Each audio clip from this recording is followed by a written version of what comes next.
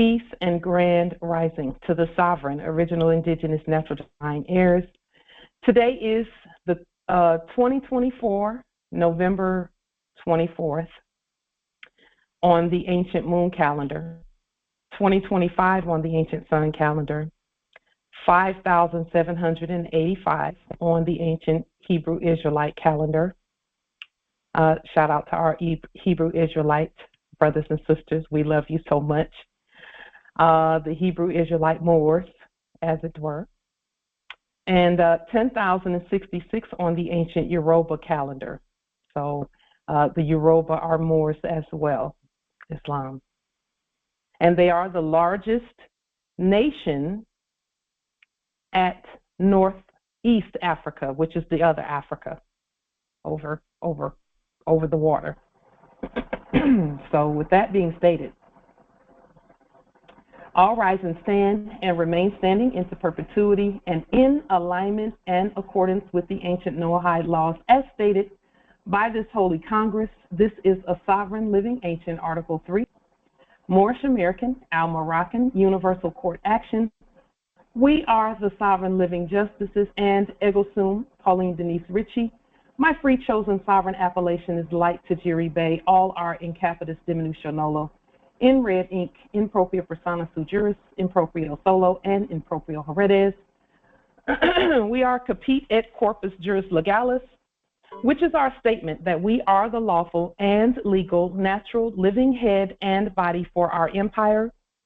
All Moors are the divine, original, indigenous, sovereign, ancient, Al-Moroccan, Moorish American ascendants of the great pharaohs of Kemet and of the ancient Moabites, Canaanites, Shemites, Israelites, Cushites, and Hittites. Our full faith and trust, our allegiance, our honor, our credit, and our energy are hereby vested in ourselves.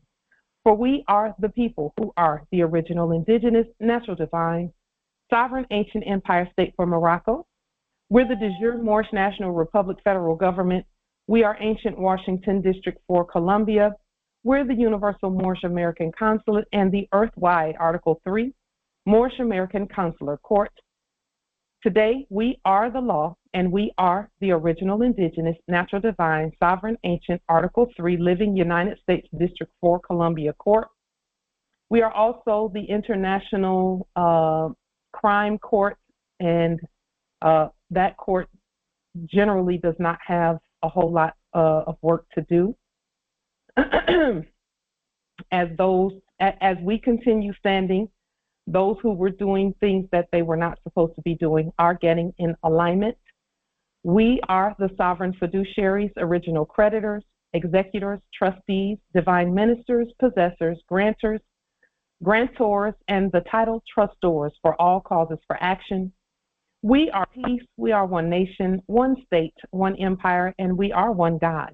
We hereby recognize ourselves and accept our sovereign divine ascension. We do possess in our custody all land, all natural resources, and all commerce. We, the true living God nation, are not at war with anyone, and we demonstrate all eternal, ancient, original sovereign rights at this time and at all points in time, nunc pro tunc. First and foremost,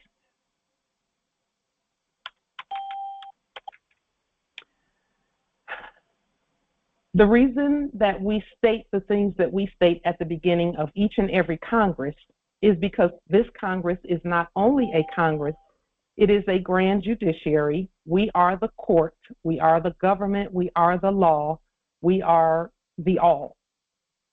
So we speak things out, and when we speak something, and this goes for each of us as individual sovereigns and also together, when we speak something, that means that we have covenanted and agreed with exactly what we've stated.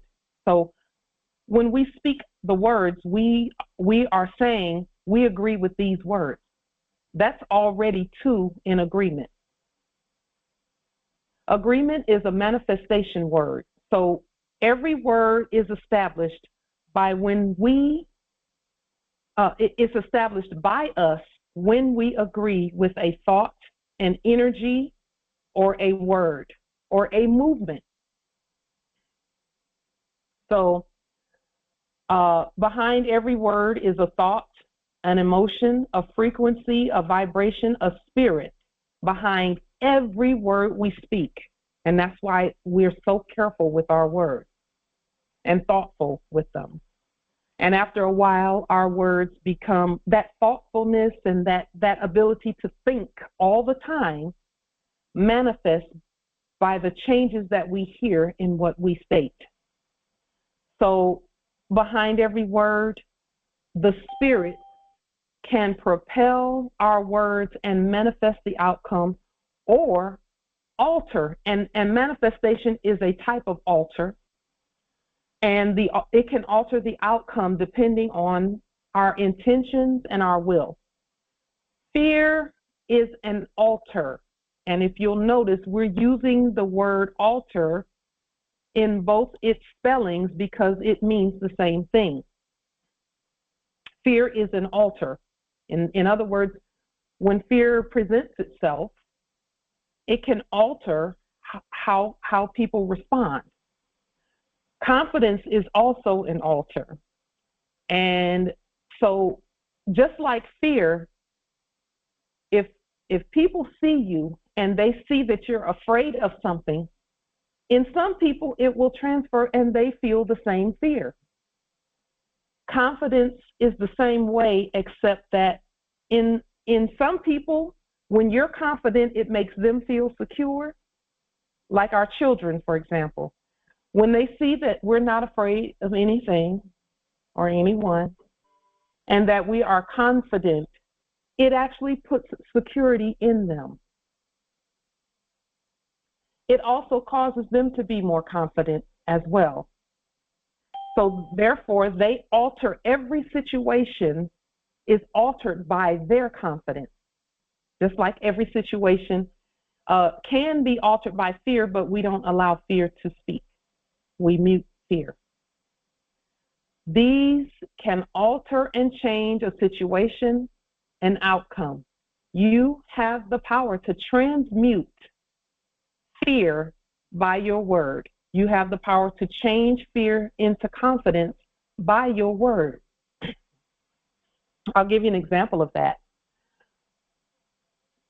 When we go back and look at the videos that we have made, I can hear the confidence in your voices as we're all speaking at Congress.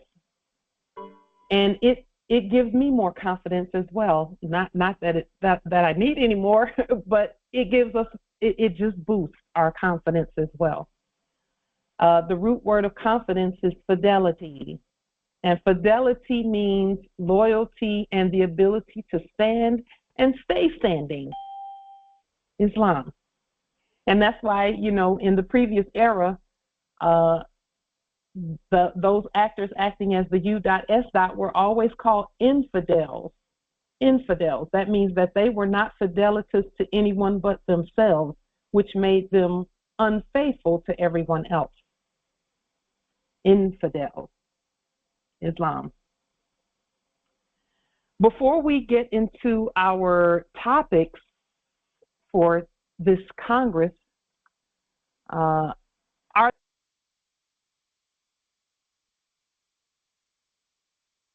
we are going to go ahead and lock the meeting. And are there any questions, comments, wisdom regarding anything that we've stated thus far?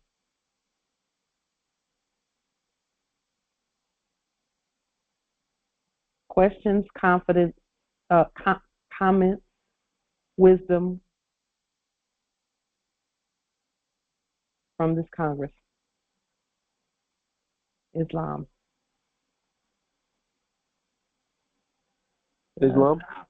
Islam. The highest base speaking. I just would like to say I affirm everything you said.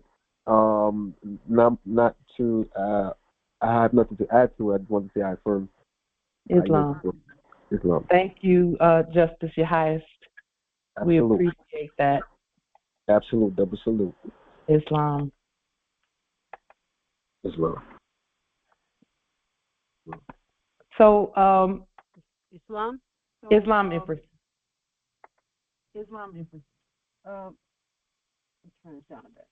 What stood out for me was, and it just went straight to my heart, you said we do not allow fear to speak. I had to write that down. And that is a profound statement.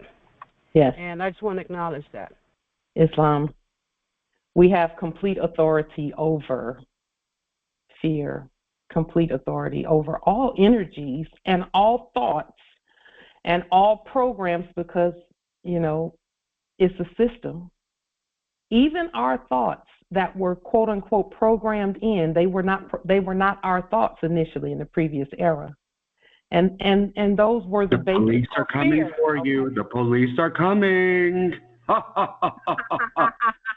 It is funny. That's funny.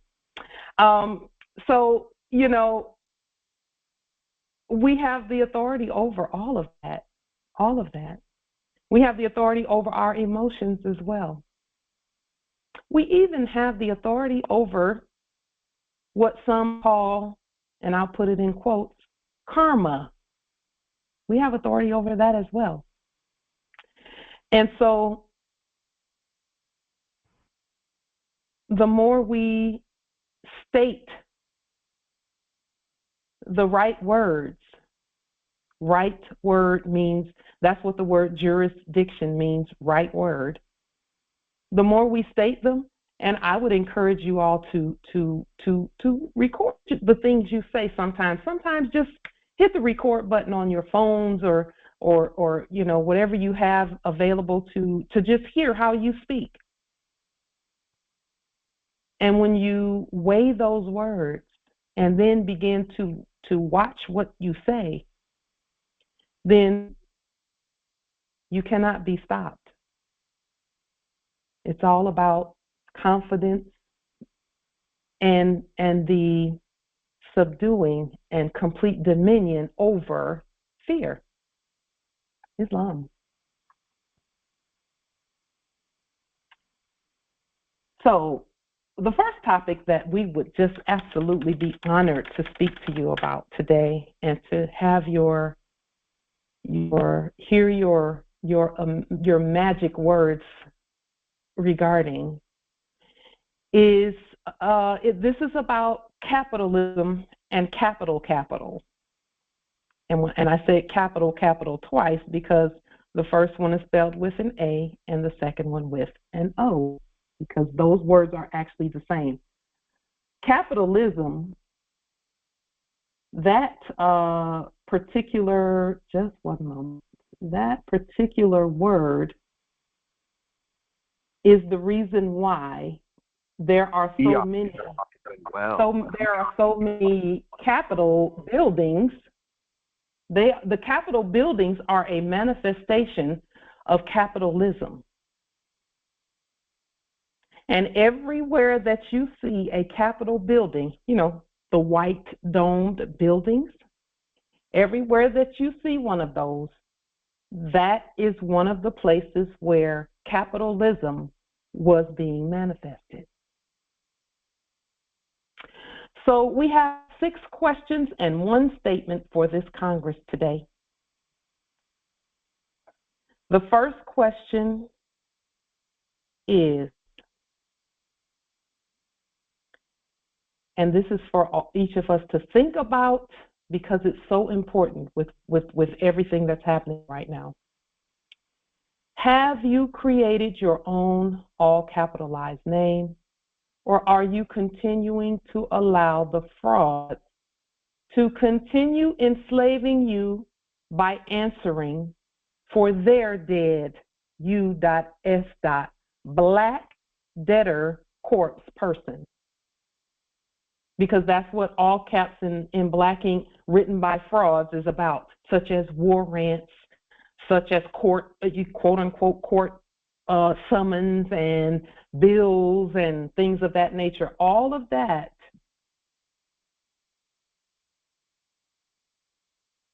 is something else attempting to get you to answer for their dead U.S. Black debtor corpse person. That's what that was. Is there anyone here who has not created your own all capitalized name by using our fiduciary document to do so? If you have not, please do so post haste, please. Can't tell sovereigns what to do, but we can make suggestions. Islam. That is way important. The second question, and we would love to hear statements about this.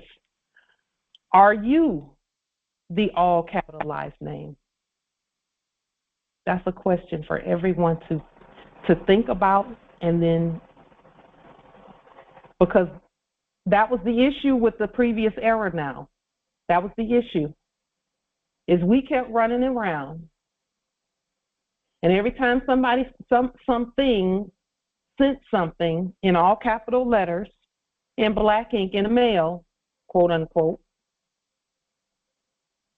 we thought, oh, this is about me. Let me go down to the court and answer. And this is elementary for most at this Congress, but it is important that we emphasize this so that the next steps that we're taking are clear and clearly inner and overstood. So the question is, are you the all capitalized name? That's the question. Islam nobility. Yes, I'd like to get on this. It's Sheik speaking. So the capitalized name, definitely not. I wouldn't consider me to be the all caps name, especially the all caps name that they send, bills or, letters, etc. to your home. Definitely not. I don't consider myself to be attached to that, or represent that at all. But then we have our own all caps that we create. Now that caps that we create, I would consider that to be not saying it more so. I give it my nature. It represents me, but it's not per se the living blood and flesh me. But I would like. Yep. Islam. I yield. Islam. We affirm nobility.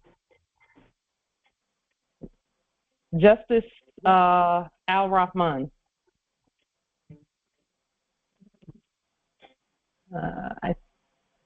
Islam. Anyone else? I'm sorry, my phone was unmuted. I apologize. It's okay, nobility. Islam. Islam, Empress. Islam, Empress Angel. Can you open the meeting for Empress Navi, please? Sure. Islam.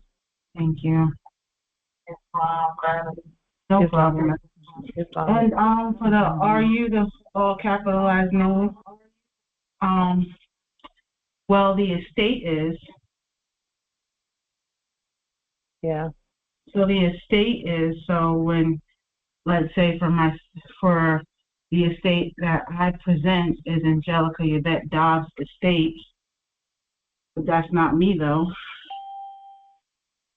It's important that we know what Empress Angel just stated. We must know that that is not us. We own it. It is ours, but it is not us.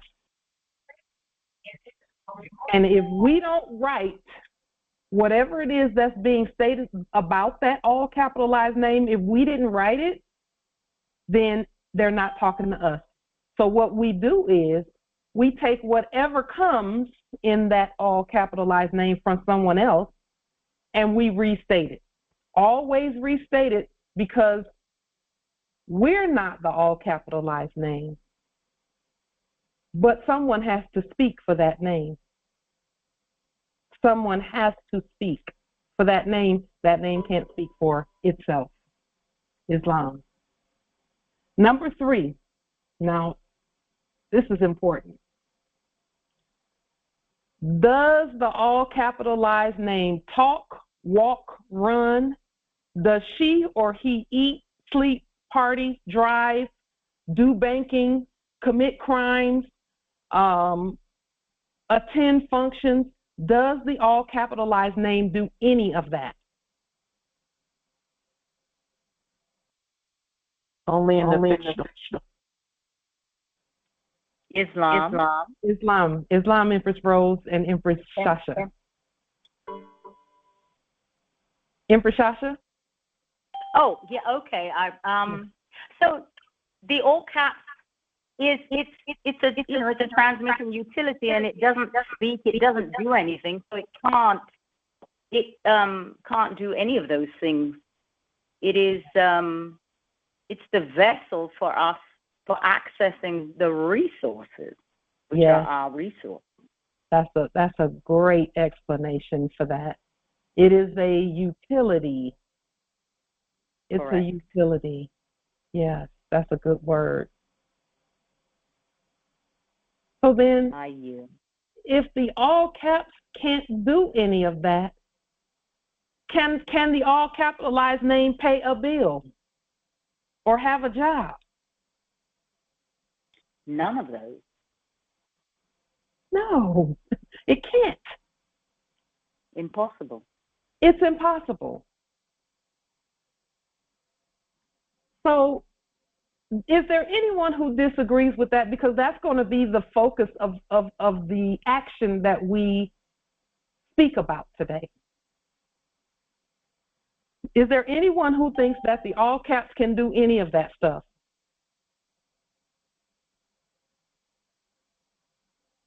See, knowing what we know about an all caps not being able to do that, there should not be a driver's license or a bank account in all capital letters that we claim to be doing things with.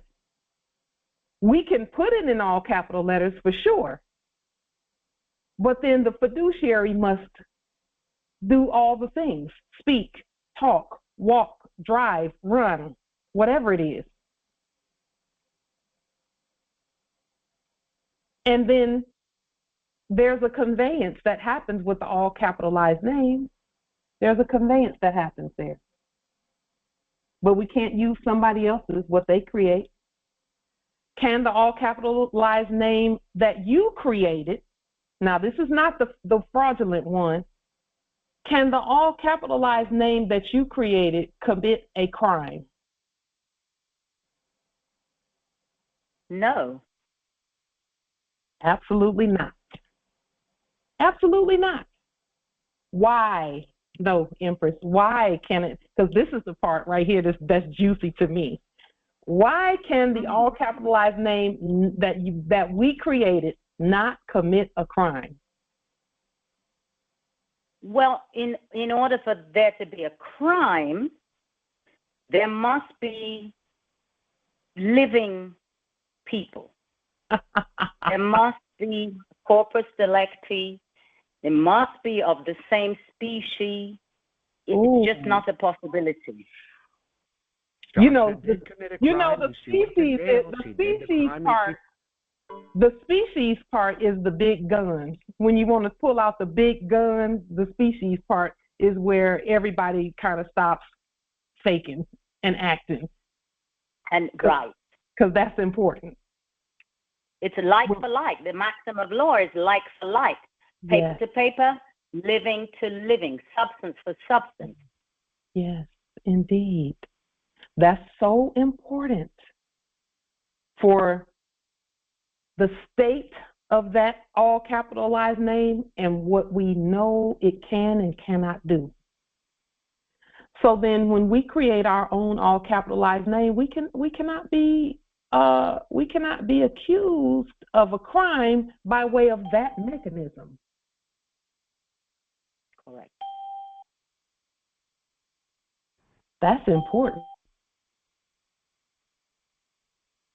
That's really important.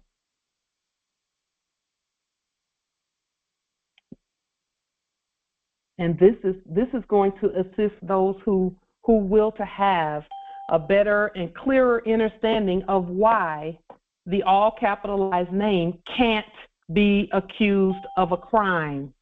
Not because it's in Justice Yahya, you put something important there. It says artificial person with question marks.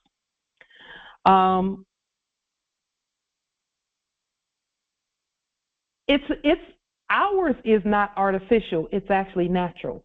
Our person is not artificial because we don't create artificial things that we use. We use only living things. Natural, yes, it's a natural person, Islam. So this first question is going to assist with this, clarifying and understanding what's really going on here and what was happening in the previous era that we willed to correct. Have you stated on the public record and privately that the all capitalized name that you own is a deaf, dumb, blind, mute, incompetent, insane person that you are the fiduciary trustee, attorney with facts and master for? Have you done that? Have you stated that on the public record? And here's why that's so important. In the previous era, the fake systems were treating us as if we were the all caps name. And by doing that, at any time, they could declare us deaf, dumb, blind, mute, incompetent, insane, poor, all of that. They used that thing to do that so that they could take the benefits that is due to us. Yes? So now, hear me when I say this. Yes, Justice Yahya says ward of the state and minor age, yes. When we create our own capitalized name, and we state on the public record that we know the secret that they were keeping, because see, never once did anybody walk up to us and say, you're deaf, dumb, blind, mute, incompetent, and insane at law or legally. They never said that. They just treated us like that, right? So they would have an attorney to cover your mouth, and if you don't shut up, they put a mask on you and all of that. They had attorneys to enacting that.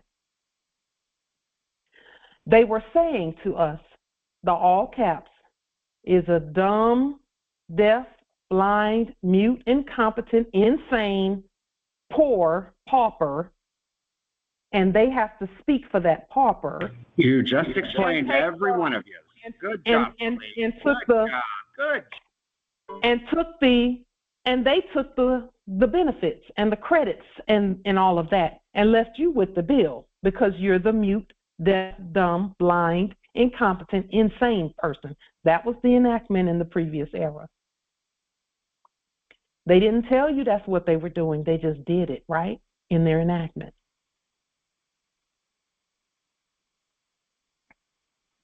Privately, they said, okay, you know, Pauline Ritchie, she can't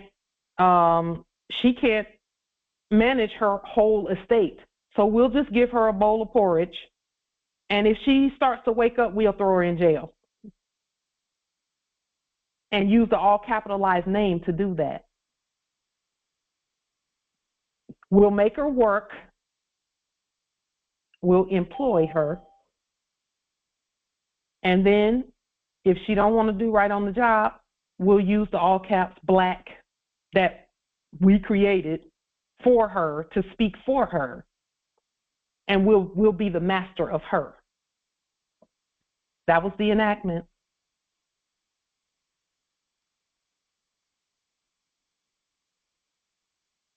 So now,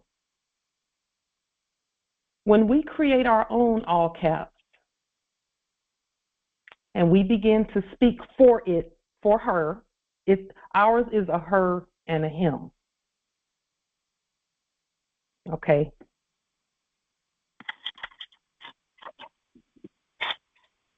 When we create our own to speak for, when we speak for her or him, we establish the claim to her or him.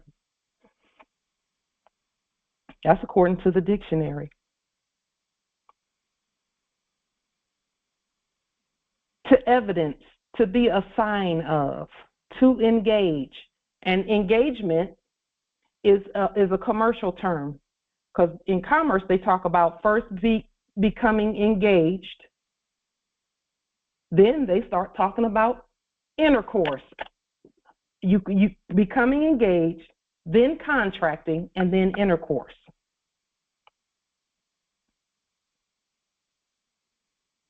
So let me just state that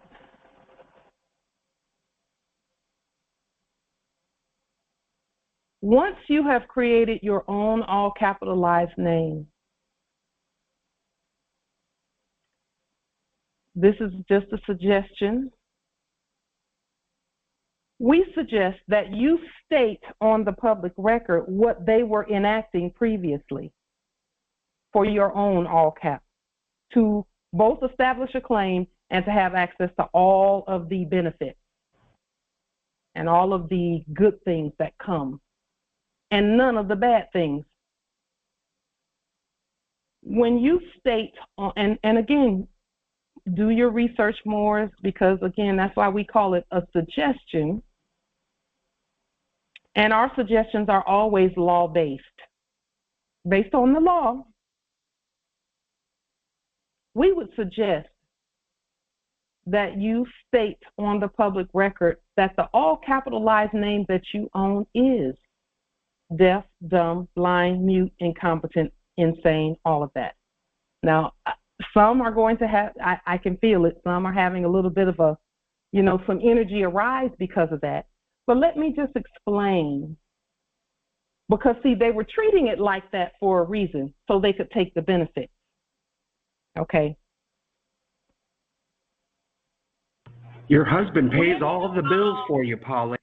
When you put on the public record that the all caps that you are the fiduciary for, and the trustee and the trustor and the attorney with facts and the master for, when you say that that all caps is deaf, dumb, blind, mute, incompetent, insane, and all of that, all you're doing is telling any system out there that your all caps is not competent to stand trial in any fake court, to commit a crime of any kind, because do blind, deaf, dumb, mute, incompetent, insane persons commit crimes? They don't. They can't. They can't commit a crime. They're not capable of committing a crime. So then you, as the fiduciary, trustor, trustee, attorney with facts and master for that all caps, then they have to start dealing with the people, the person. Exactly. Justice Yahya has put something really important in the chat. He said that the intent is not there. A deaf, dumb, mute, blind, incompetent, insane person cannot intentionally think to commit a crime. Again, they were calling the all capitalized name a mute anyway, but still having you go to jail for a crime. Islam Empress. I was also thinking about you become the guardian or guardianship over that, or vice general. Yes, all of that. Then you can claim all benefits for that thing. All benefits for that.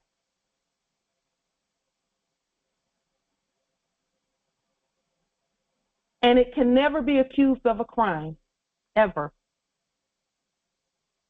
And then you just notify everyone, all subjects in the office of police, subjects in the office of banks, subjects in the office of all of that.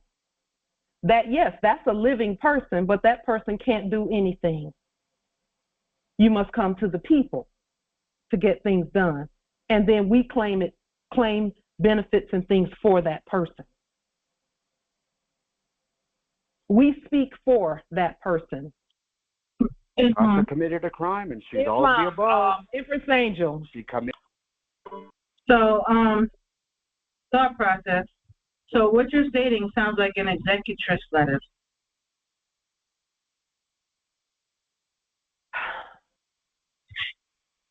From the perspective of stating that, because I'm reading this book and that's what it said.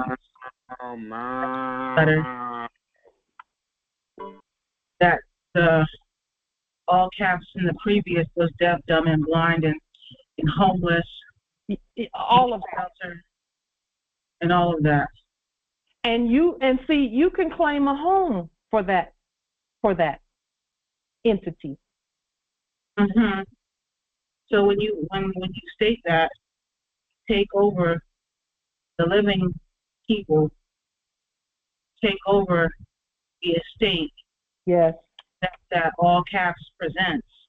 Yes. Yes. It was assumed that, because it's a fiction, but we're a living fiction. Yes. We created our own. Well, let's look up the word fiction to really emphasize what you're stating, Empress, because you're absolutely correct. Let's go to Blacks and look up the word fiction, because we know it means false, but what else does it mean? And Blacks doesn't usually do as good a job as the 1828 Webster's dictionary, but we'll take a look at it anyway.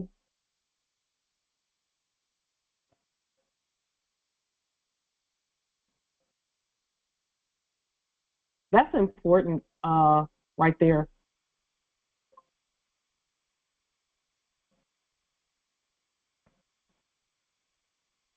See, look here. It came straight up to fictitious person. A person who, though named as payee in a check, has no right to it or its proceeds because the drawer of it so intended. So yes, you can get paychecks and all of that, but the fictitious person ain't working. That person is not capable of working. Therefore, the person is not capable of driving or committing a crime or anything. That's why our driver's license has a people on it, not a person. A people.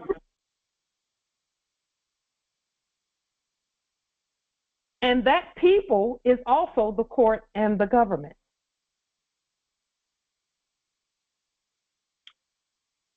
Let's look at fiction, that word fiction or fictitious. And what's the difference between fiction and fictitious? Because that's important too. Fiction, an assumption or supposition of law that something which is or may be false is true, or that a state of facts exists which has never really taken place. An assumption for purposes of justice of a fact that does not or may not exist. That's what we're stating. The all caps is the equivalent of a person. That's one of the nobles wanting to come into the Congress. Just one moment. The all caps is the equivalent of someone lying in a bed in a vegetative state, still alive, and able to receive benefits, but can't do anything other than that. Still alive, and this is the thing. That all caps lives forever. Still alive, can receive all benefits, but not ever capable of committing a crime or going to anyone's court or paying any fake bills or anything. And that's where we come in at. A rule of law which assumes as true and will not allow to be disproved something which is false but not impossible. So that's just some legalese right there, some jiu-jitsu, or some, I can't even call it jiu-jitsu because that's an art form. But when it says will not allow to be disproved, something which is false but not impossible, these assumptions are of an innocent or even beneficial character and are made for the advancement of the ends of justice. This is what we're stating. Always innocent, always beneficial. And that's why, see, it's important to go ahead and put that on the public record. Now, do we have any Moors here who were in the military? I used to be in the Air Force in the previous eras and acts. If not, we'll move on. Okay. Islam. Islam nobility. Greetings to all the Moors. Grand rising, peace rising, love rising. Self respect, Empress. In regards to what you're saying, I'm also gathering. I've been thinking about it also for a while, but I've concluded what you have said. I'd affirmed some things with what I was thinking. For example, that if you're being accused of a crime and you're brought into a court of law, so to speak, they're not supposed to charge you because they're using that all caps name. And if that all caps name has no significance, then they shouldn't be able to be charging you of any crimes. That's the point of what we're doing. And ignorance of the law is not even an excuse. So there are thousands of Moors who paid a price for ignorance in this area. And this is the remedy for that. Indeed, Empress. Hey, Islam. This is the remedy.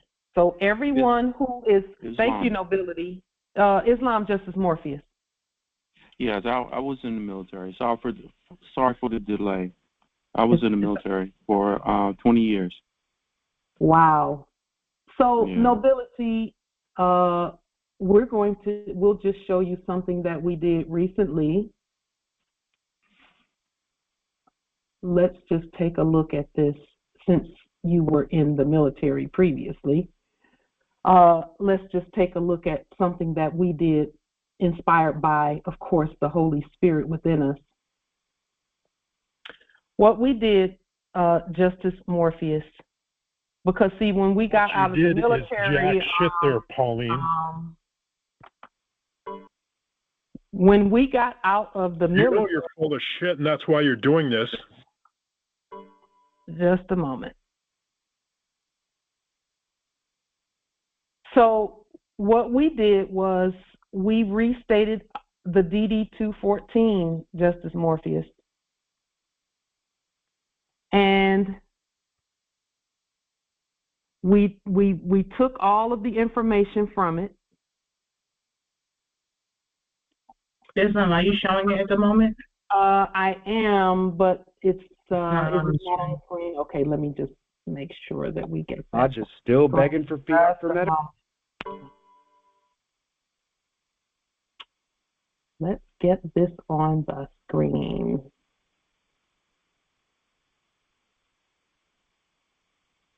Just a moment.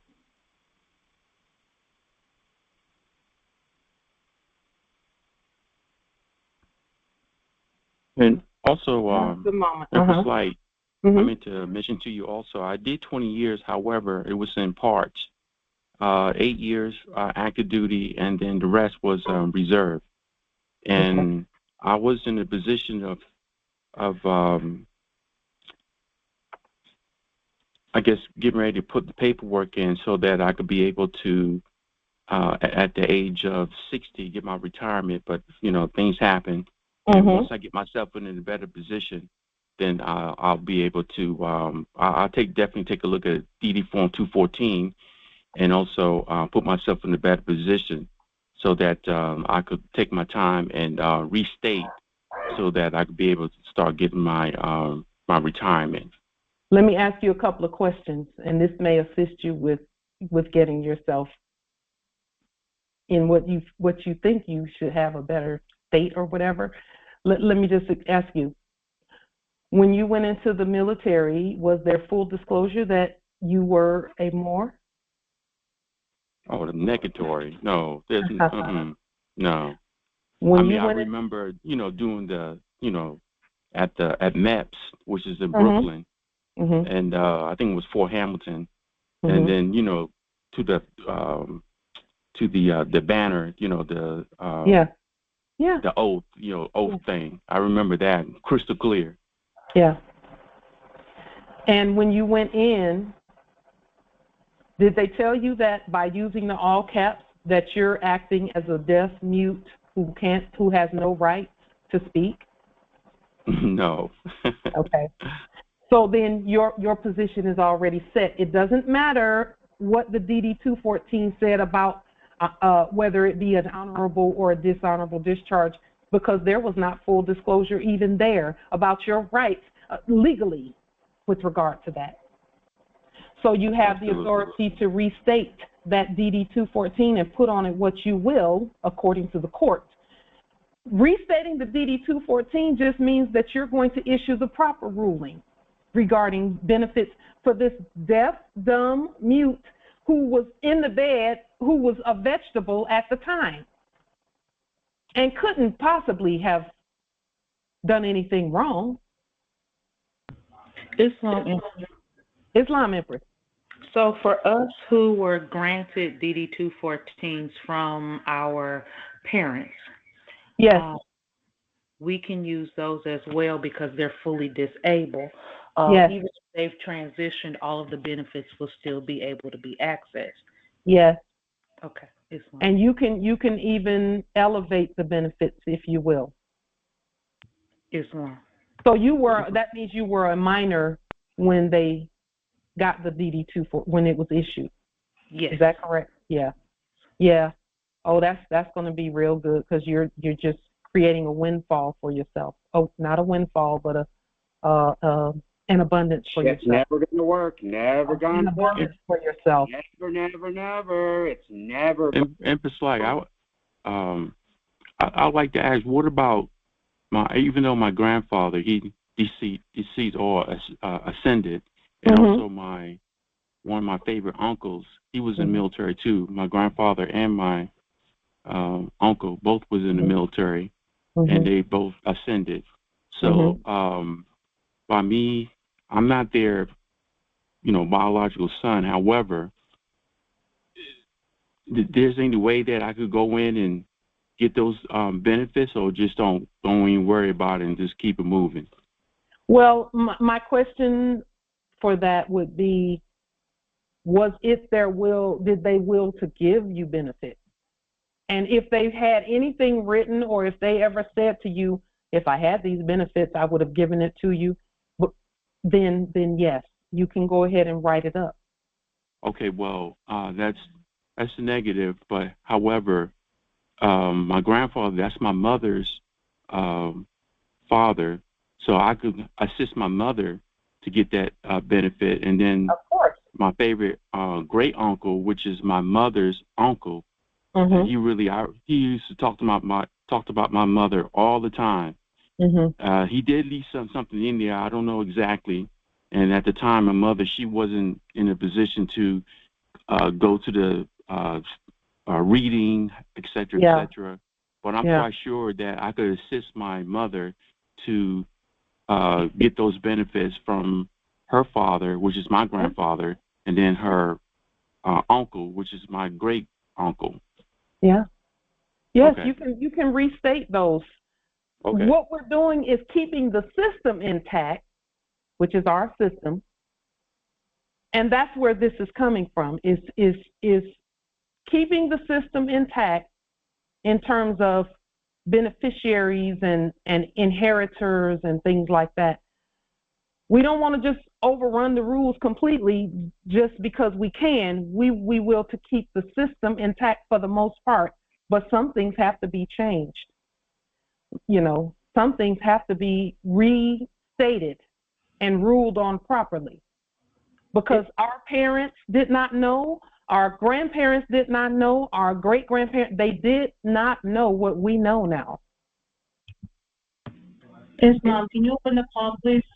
Yes. And what font did you use for this document when you found it down here at the Defense Department 214 affidavit? You said what font is that? Yeah. Roman.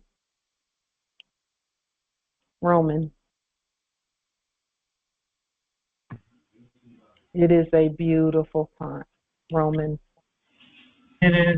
And then the recording has started. So then this, how you have this stated, is this a particular style of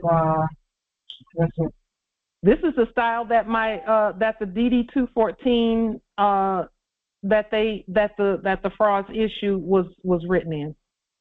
Okay, so you just restated everything. I restated it, and so when and then it has to be stamped by either the county auditor or the recorder, the county recorder. So we just restated all of that. Okay, and then what we said was, because see, we were in the previous era when we thought we were the all caps, our all caps was awarded a payment, a monthly payment, based on us assuming the identity of that all caps. Well, we're not assuming the identity of the all caps anymore, we're governing it. So then that all caps doesn't have to prove anything except what the law says about it anyway. And this goes for everyone. The law says that the all caps is a deaf, mute, blind, insane, incompetent minor. That only leaves one purpose for that to exist, and that's to collect benefits and credits. Islam Empress. Islam. I'm looking at this, and I actually had a talk about this a couple of years ago with my godmother. Her great-grandfather, who transitioned and ascended some time ago, left benefits that they're still getting, and they keep passing it down from heir to each generation. So wait a minute, he was in the military? Yes. And what happened now? It's basically like it was transferred to trust. Yes. And each heir gets left, like there's been actually her mother, then her children are still getting benefits. So that's really like almost 4 generations. Yes. That is really what's supposed to be happening here. Yeah, and a lot of people, I think, just leave that on the table, and once that person ascends, then they think the benefits just stop, and they don't if you transfer everything properly. And here's the thing, this is based on, and this goes back to the question, Justice Morpheus, that you asked about your uncle and your grandfather. They didn't know. We must speak because they didn't know. And this is what's been happening. They've been able to basically put the benefits back into circulation or take advantage of it for themselves instead of us as heirs being able to get everything that's due to us. And so I think that, even those, listen, that all caps can't do anything but collect disability and whatever else other benefits. And if there's money left on the table, collect that and all of that, benefits and all of that. That's the only thing it's good for. It can't commit a crime. Right, Islam, if I may. So in number 18, it reads, remarks, served 1992, May 22nd to 1995, October 10th, in support for Operation Desert Shield Storm. Member has not completed full service term. Member is eligible for Transitional Assistance Management Program. Member is deaf, mute, blind, insane, and incompetent, 100% disabled, and also homeless, as we stated previous. And anything else that you desire to will to state for the Pauline only gets 40%, not 100%. Just saying, you only get 1,100. Oh. You can put incapacitated, you know, whatever. So that, and then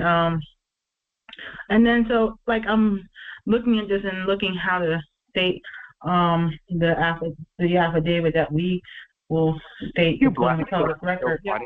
And then it says mailing address after separation, and we could state that same statement on our affidavit and see. So from 18 on down, you know, copy will be sent, and so we can just say it will be sent to wherever we desire it to be sent for whatever purpose the office we're stating it to.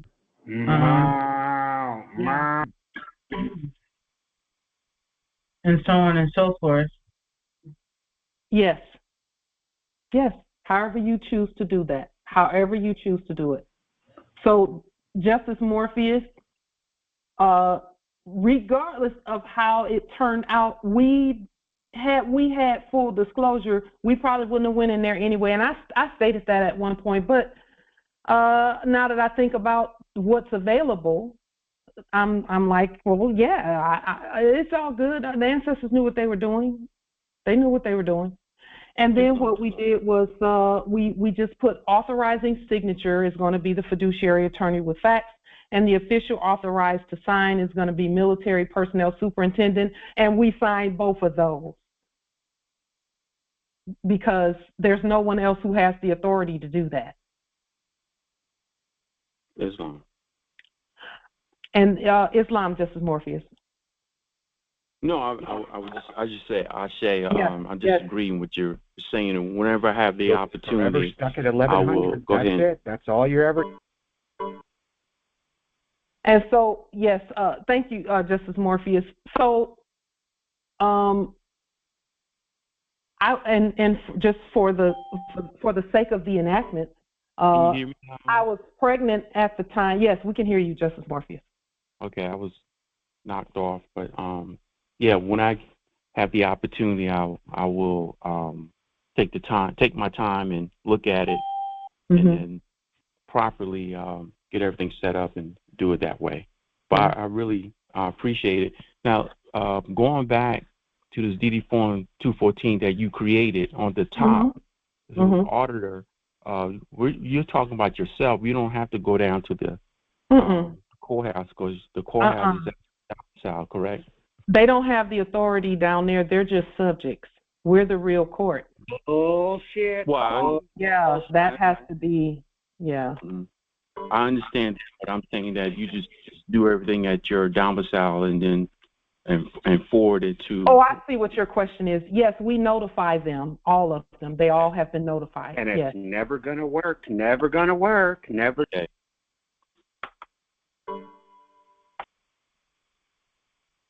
Yeah, we notified everyone. We notified the subjects in the Office of the Department of Defense. We notified the subjects in the Office of Records, National Archives, Air Force, County, all the subjects in the office of. We notified all of them of what is the truth. Islam. Empress Angel had a question first. Empress Rima, just one moment, please. Yes, Islam. So, upon studying, the Biblios is the highest book of authority, as it was stated in this book I'm reading concerning executor, executress, when it comes to that office. and stating the estate and so on and so forth. And it said that it was higher than, treaty and, constitution and such because of the office that it holds. It's the court. So let me just explain that no writing is higher than our writing. Well, so, yes. When we restate it, rather. Even if we, because see, those who write books like that, they want to go back and forth about whether it's the biblios and whether it's a treaty. None of that is valid if we don't write it. And when we write it, it's the highest. It's the highest, and no one will rebut it. Islam. Yeah. So my question was to the point that because this is court, did you put any biblios in there? Not on the DD214, not on this one, on the Defense Department 214. I didn't put any biblios on there, but as we always do, we always put, whenever we're sending anything like this out, we always put a court action, the fiduciary document in there, and the fiduciary document, here, let's bring it up really quickly so that we can see what's in the document again. And this is so that everyone will be able to know when this is the fiduciary document right here. And let me just make sure it's showing on the screen. Just a moment. This is our fiduciary document right here. Okay. And it starts with the court action language, and then it talks about who we are and what we have the authority to do, which is everything, what fiduciaries do. And then it talks about here how we have authority over all letters, numbers, integers, sequences, monochromes, sounds, signs, sigils, numbers, letters, anything. We have authority over all of that. And then when you talk about a scripture, Empress, we put Job, the 32nd chapter, verses 21 and 22, which state that we do not accept any man's person. Neither do we give flattering titles unto man. So you can look at those. And then the Federal Rules for Civil Procedure, Title 4, Rules 17 and 18 talk about the plaintiff and the defendant and the identity of the competent or the incompetent or minor natural person. So to your question, we do put the biblios in we quote it in everything we send out because we're always sending out the fiduciary document. And we would encourage everyone to do that. Where were we? We were,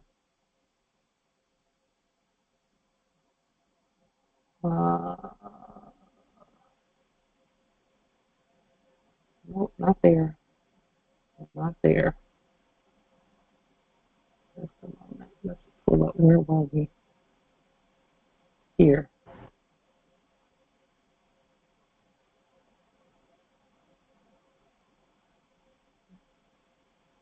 Okay.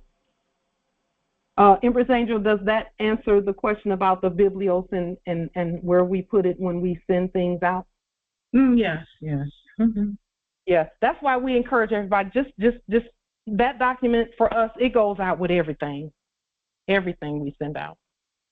And we did, when we sent this out with some other documentation, we included, we put it on 8.5 by 14. So anything that you send to the county, quote unquote, which should be everything just about, to the subjects in the Office of County, you should always send it on 8.5 by 14 paper.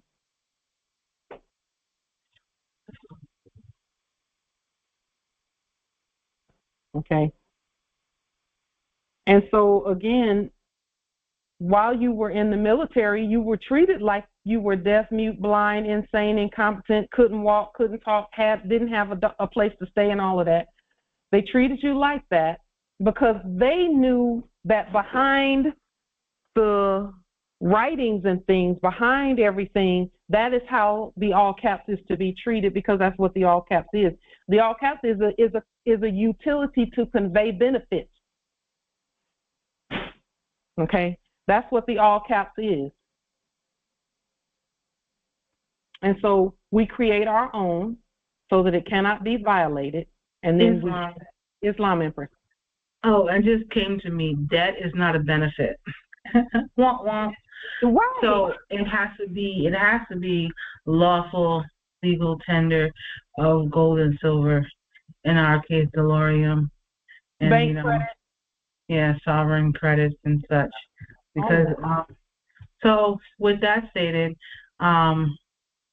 the fraudulent acts of the dead was never still true a beneficiary, because you can't benefit from debt.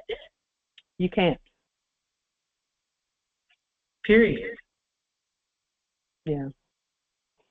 And that's why it's important for us to restate these things, because it might have felt like a benefit. And that's where Moors got stuck previously, is they would be looking at, well, I don't want to lose this benefit or that benefit. Well, you'll have to restate it, because those benefits can quickly become something that's not a benefit. You know, once fraud starts saying, oh, well, we have to tax that, or you owe child support, or you have a debt, we can take all of that. So no, yeah, that's what restating everything is all about. Islam Empress. Islam nobility. It's been a while since I saw my old DD Form 214, but anyways, when I'm looking at your creation of the DD Form 214, I know those big bold numbers. Is that the year, the month, and day, and then the last four of your sovereign security number? It's not the last four. It is 19.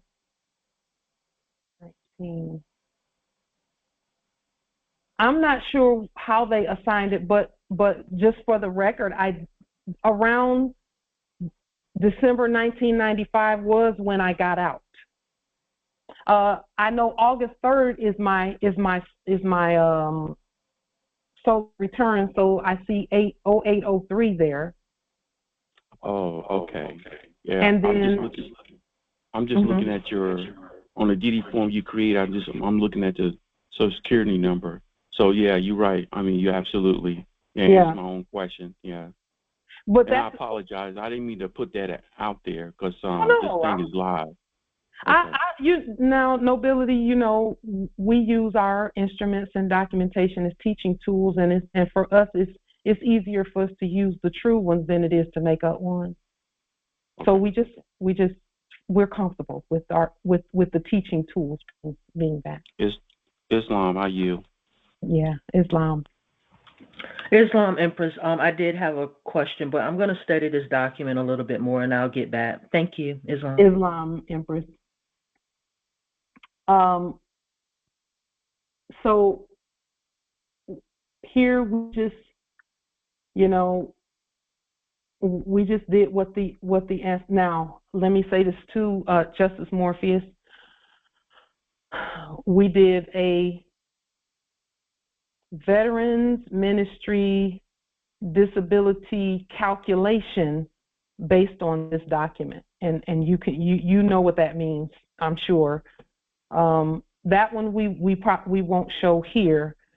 Maybe we'll do a special session at some point for Moorish veterans who will to restate their DD214 so that they can accept their inheritance there as well. Very important. It's key. It's crucial, and it's extremely beneficial. Extremely beneficial. I'm quite sure we all appreciate that. Yeah. Islam. Empress. I have a question. It was more so about, I know you restated your veteran Identification? Yes. But did you also restate the privilege card as well? So the privilege card is an active duty card, isn't it? Or either a spouse card, active duty or spouse card. And it will say privilege card at the bottom in like the lower right-hand corner. Is that correct? Is that the privilege card that you're speaking of? Yeah, because, you know, for retirees, that's their access Yes. to get on and off the common access. Yes. Notice, Empress, that they changed it from military-based to common access card, common access area. They call it a CAT card. Right, right. It is a good idea to restate that card and keep the one that you have, but restate it. And use the restated one when you start sending out notifications about benefits and changes and things, laws that you're implementing regarding your benefits. But the numbers stayed the same. So this is the number of my of the DD214, and I wouldn't say stay the same. They're restated, but this is the same number sequence of the original. Not the original, because this is the original. I have to watch what I say because I have to tell the truth about it. The fraudulent one that was given had a number sequence that looked exactly like this number sequence at the top of it. So I do that with everything. This is the living one. There we go. Yes, thank you, Empress. Thank you for that. That's the correct language from our perspective. Islam, Empress. I think it's also important for the heirs and also the consorts to learn this process as well, in the event of, ascension.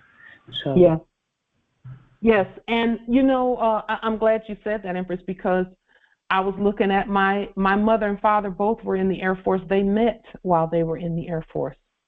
And so there's some things that they never took advantage of when they were here in the flesh, because they were doing really well, quote unquote financially in the previous era. So they didn't use VA things and those systems, but they had access to them. So I'm considering, doing some things with their documentation as well. But I'm going to look at it and let the Spirit speak about that to me. I thought about the Hazelwood and also the business and the land pieces. Even though we still have access to those, I do think that that's still important. Yeah. Particularly, too, like you said, where generational benefits were concerned, we left so much on the table, it wasn't even funny. Indeed. That's why the Prophet said what he said back in the 1920s. He said, "You're just plain rich." We just didn't know. Islam, I think. And now we do. Islam, Empress Aisha. Yes, you're talking about Army benefits and stuff. What about regular retired people, regular retirees from their jobs? Yeah, you should restate all of that, Empress. You have the authority to do so. You are due what you're due in full. It's supposed to be full access and full benefit. Okay. So, we're because, Empress, remember, a lot of times they base retirement and disability and things that come with that, Social Security and all of that stuff, on the ability of the all caps to make a living. And we know the all caps can't do nothing. The all caps is due that money, but the all caps is completely disabled. Completely disabled. Because we know the word disabled means they're not able to do anything. So then we would have to take those retirement papers and restate them. Is that what you're saying? Yes. And award yourself your all caps full benefits. Because see, as the fiduciary and the trustee, we are obligated to get to work in the best interest of that disabled person. And then we as the fiduciaries just use all the stuff and do all the stuff and collect all the funds and all of that stuff. Islam nobility. The scenario of a father not transitioned yet, but receiving 26 years of military pay, disability now, okay, whose son has no experience in the military. What the one who is the heir with no experience in the military has options to go after any benefits at that point, or would there have to be a moment in time of transition? So I would suggest, because knowing systems the way we know systems, I would suggest that the heir go ahead and award himself caregiver benefits, full caregiver benefits. And here's the thing, you're going to have to restate his benefits anyway if he's not awake and knowing how to govern his estate, because see, they're treating him as if he's deaf, mute, dumb, insane, and all of that. Also, they're still treating him as that. And if at any time they start trying to come back and say, well, we need to garnish his pay for this, that, and a third, then the fiduciary must speak in his interest. It is up to us to do that, to protect all around us. Now, as long as he is doing things, to govern what he's doing, and he feels comfortable doing that, well and good. But you can still do caregiver thing. You can award yourself full caregiver pay for that. Thank you. We absolutely must protect ourselves first, and then everyone around us. So if your consort is still asleep, you can also award yourself the full caregiver, because you're now going to overtake their estate and help them with their matters. Yes. Okay, I got you. And caregiver and fiduciary is the same word. Caregiver and trustee and trustor is the same word. All of that means the same thing. So it's actually a must that we do these things. Okay, I have another question. Islam. I have this account at my bank, and they're coming at me with some funny stuff. They want me to tell me that I have to update the account because it's a trust. And then at the bottom it says I have to release them from liability. I think it was about 3 people. There might have been the trustor and the trustee. It was about 3 people at the bottom. In addition to the bank, they said I have to notarize that document and send it back to them. I'm not agreeing with that. Empress, write what you do agree with and send that. Okay. So we would never suggest that you send that back. If that's something they sent to you, we would never suggest sending that back. We would say write whatever it is that you will, because it's the law, and send that, and you sign that as the notary and also the fiduciary. So put 2 signatures. You put 2 signatures on it. Don't take it and pay somebody fiat to notarize it. Don't do that. You're the notary. You're higher than any notary. Okay. See, in that previous era, they wanted to argue about whether a notary was higher than a judge and whether a judge was higher than a clerk. We don't have that problem. Okay. All we have to do is just put, if it needs to be notarized, we can notarize it. We're the notary and we're the judge, because see, that's called sovereignty. And I can just rewrite the paper in the words that I agree to. Yes. And then sign it. I don't have to get nobody else to notarize it. And just send them that blank form back with it. Yes. Islam. Okay. Yes. That you must do, Empress, because you must take care of you, of your person, rather. You must take care of your person. Right. So what they're really saying is that the way I drew funds out of the account, they are trying to accuse me of, say there's room to accuse me of money laundering. So I have to tell them and IRS everything that I do when I make a deposit and when I withdraw money from the account.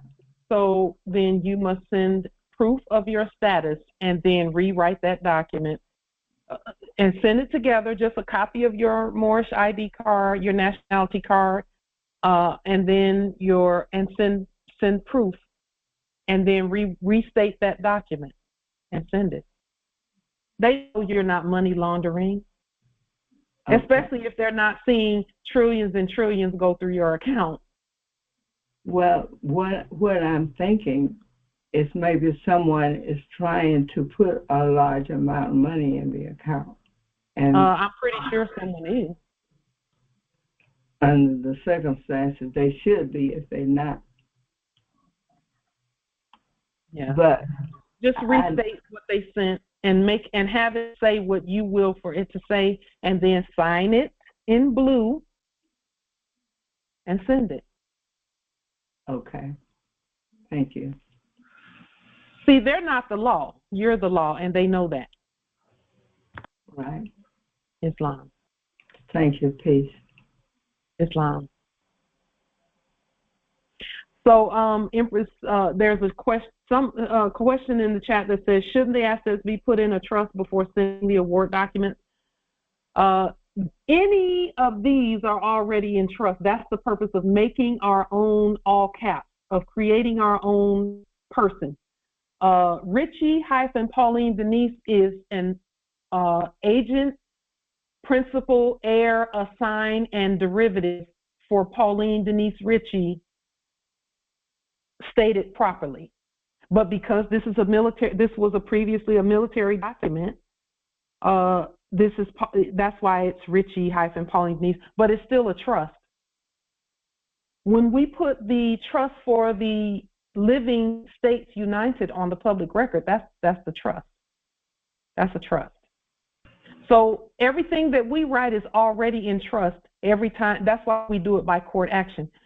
When you use a court, there's automatically a trust attached to every real court, because that court had to be established and then underwritten. Like ours is well established and well written, inner-written. So it's automatically a trust. And then we continue to put things on the public record the way we should. Islam, Empress. Islam, nobility. I have just a brief question. I want to make sure about something before I do it. When I restate or recreate the birth certificate, in regards to the all caps name, should it be restated back in the all caps name? It should be, so the birth certificate, you should, if you're going to put a birth certificate in all capital letters, you should have a second one in capitis diminutio minima, which means first letter capitalized and the rest of the letters lowercase, because that's really how they should have been.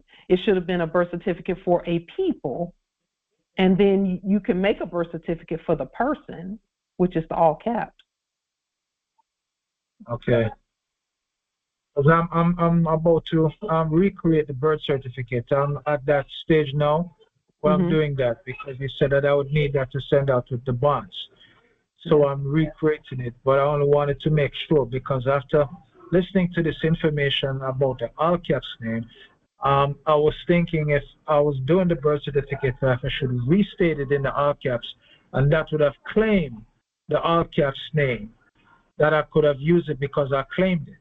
Or should I just put it in what you said, uppercase and lowercase? So here's the thing: when you speak to it, you establish. When you speak for it, you establish a claim to it. Right. So whether you create an all capitalized birth certificate or not, once you start speaking for and proving that it's yours, that's what our fiduciary document is. The fiduciary document says that we're in control of all of that. So that is how you establish the claim that it's yours, is you just go ahead and start speaking for it. Okay, Empress, thank you. Islam. Yes, sir. Now, let me say this, nobility. If your spirit tells you to do it that way, then you must do it that way, the way that you stated. You must.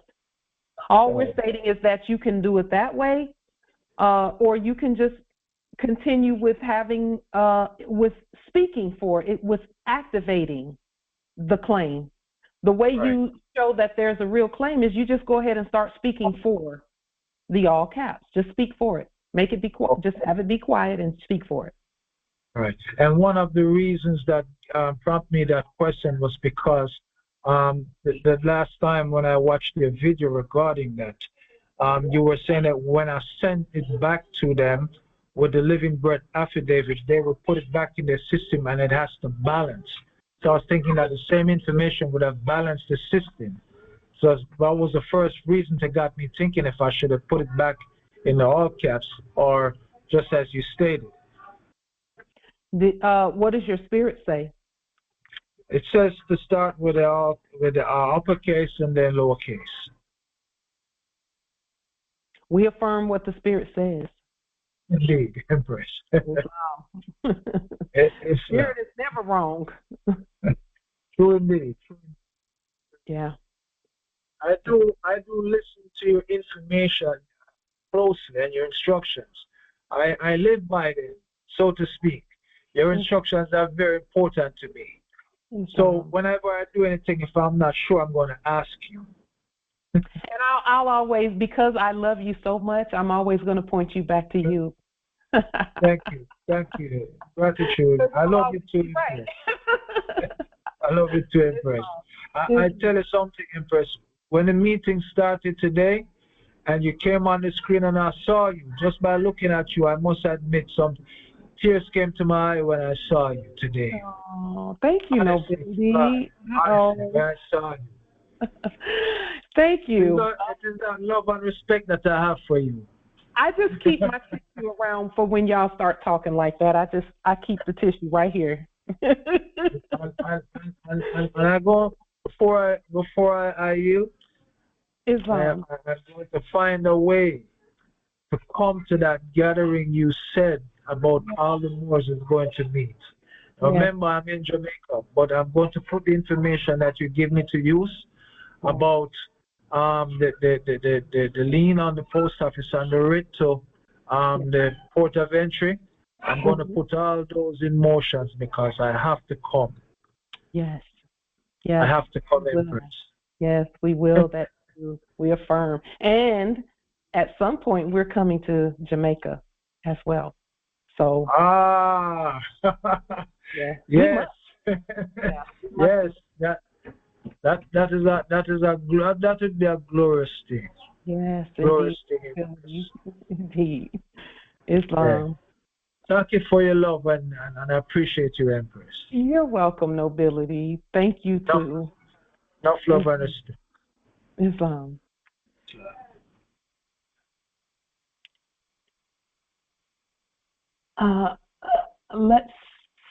So I believe we went through. Here's question number 5.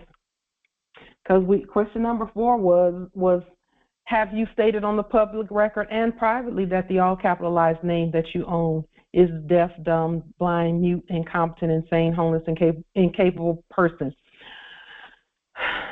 I will say this, that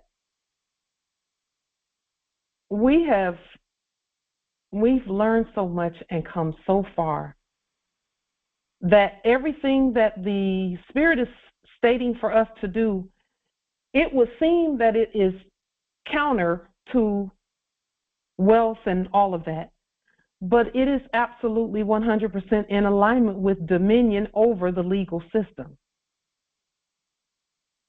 Now, let me state this also. As we continue doing what we're doing, we must know that it's almost like the all caps is a child with that we take everywhere with us. We take that child everywhere. That child can't speak, can't talk, none of that. And so we have to continue looking at all capitalized words and names in that manner. And that brings me to the next question. Do we control all capitalized names or just the one that we state that we own? Islam, every single one of them. Everyone. Yes, Empress. Everyone. Well, because when we did the corporate United States of America lien, levy, and bond, and all agents, derivatives, and signs thereof, and 10 square miles, District of Columbia,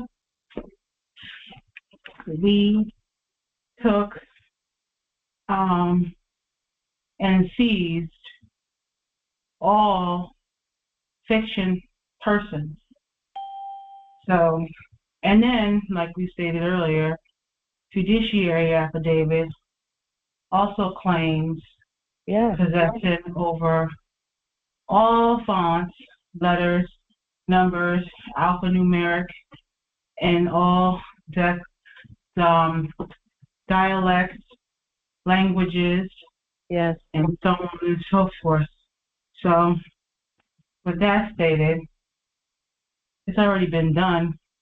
Yeah. We just have to remember at all points in time and then demonstrate. Yes. And that's why we did not have any reservation or hesitation when we began restating company logos and offices and all of that, because we know that we have authority over all. And if you'll notice, we started doing that 3 or 4 years ago, and not one of them has been rebutted. Not one. Not one. And we notified everyone. And many of us did that. And none of us got any rebuttal. No one said, no, you can't fire us, or no, we're not going to leave that office, or what. No one said any of that.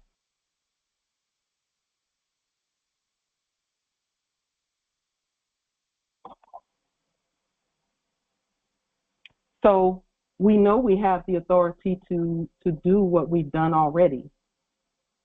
And yes, we have control and dominion over all names, numbers, letters, signs, sounds, sigils, energies, frequencies, vibrations, everything.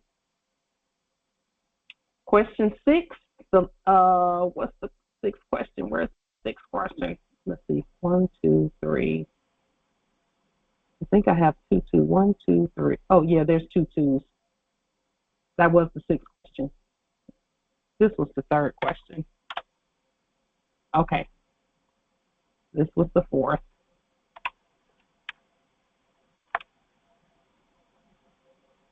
This was the 5th.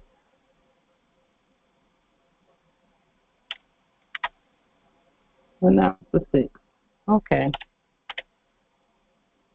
So the statement. Now, I will to have your feedback, not your feedback, but your input on this statement before we put this statement on the public record, if we put it on the public record, because it's going to change some things and affect some things, but not really, because this was the enactment previously anyway. It's just that we're in control of everything. It says, we hereby proclaim and declare on the public record that all capitalized names are deaf, dumb, blind, mute, insane, incompetent, and we are the fiduciary trustor, attorney with facts, trustees, and masters for all capitalized names, words, signs, sounds, sigils, and all other, and all means all. This is the lower energy. So the all caps was the lower frequency. That's the lower frequency word, the lower frequency energies. I would say a lower self, but it's not us. It's an entity. It is a based part of a. Yeah, it's a base. It's a tool. It's a base utility. So, is there anyone who disagrees with this, and if so, how can we improve it, and so on? Oh yes, add homeless as well. Okay. Please.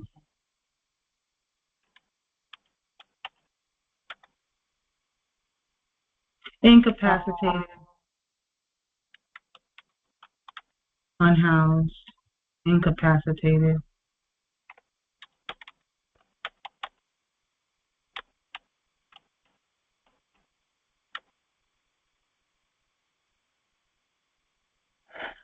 We can just say, and all other, as we so proclaim. Mm-hmm. And then we are the fiduciary trustors, attorney with facts, trustees, and masters for all capitalized names, words, signs, sounds, sigils, and all other. And we could literally put this in blue.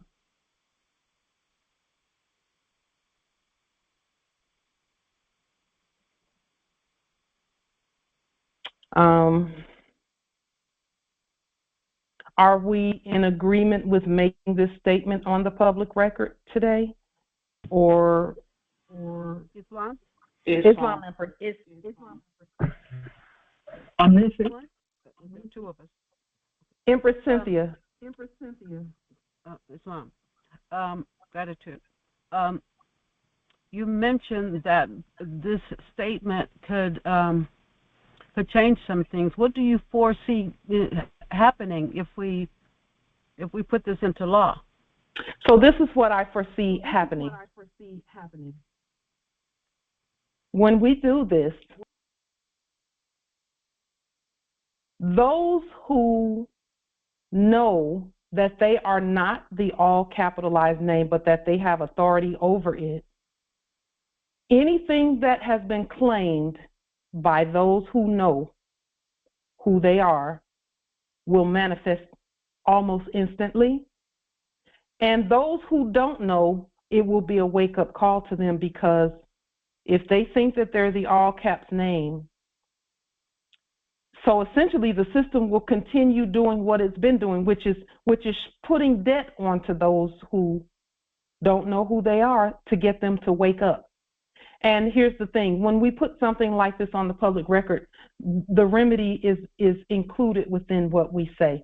So those who don't know who they are, yes, more debt will be put onto them, but they will wake up a lot quicker when we put it on the public record, because the public record requires that truth be placed on it. And once truth is placed on it, then the public record affects the rest of the system.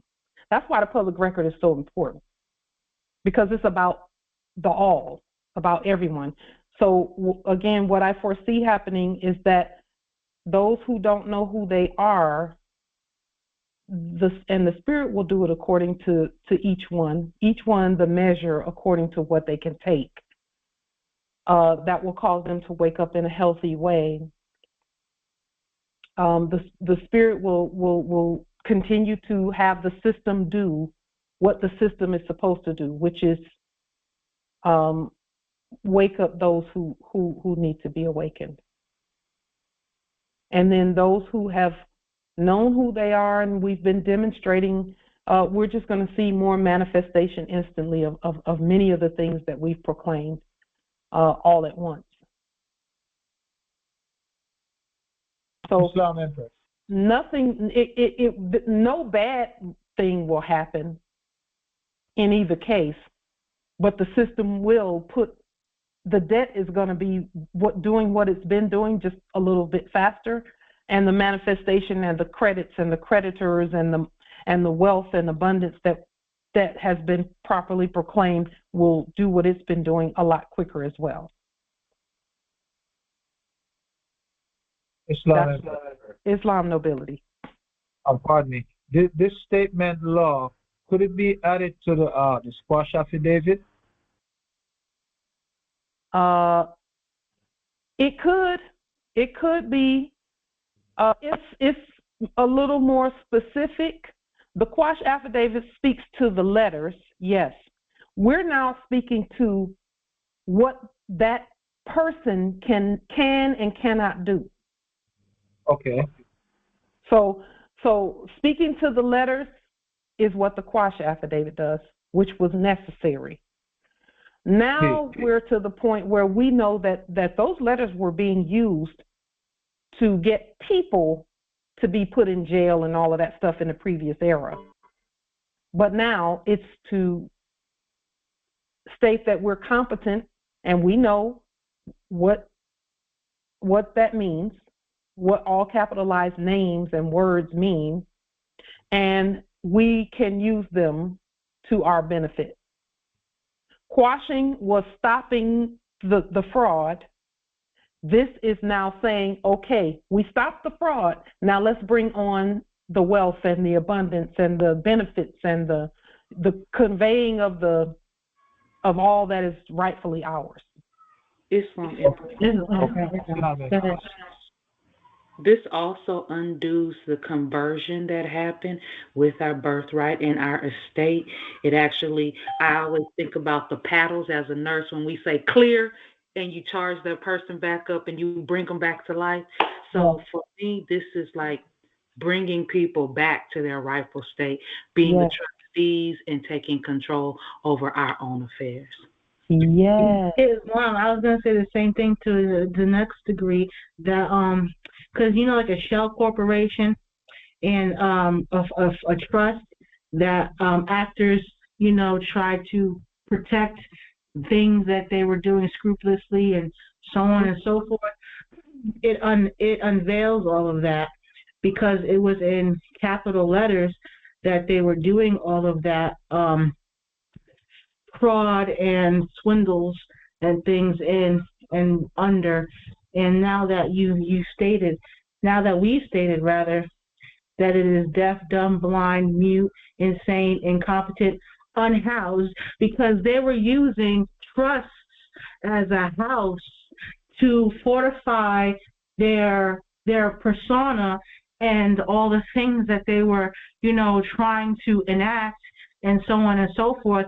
Like a corporation, they would have their how many acting, attorneys and things, and saying, you can't penetrate our trust because this, that, and the third. And it was like a brick house in many ways. And so, and now we're stating that they're now unhoused.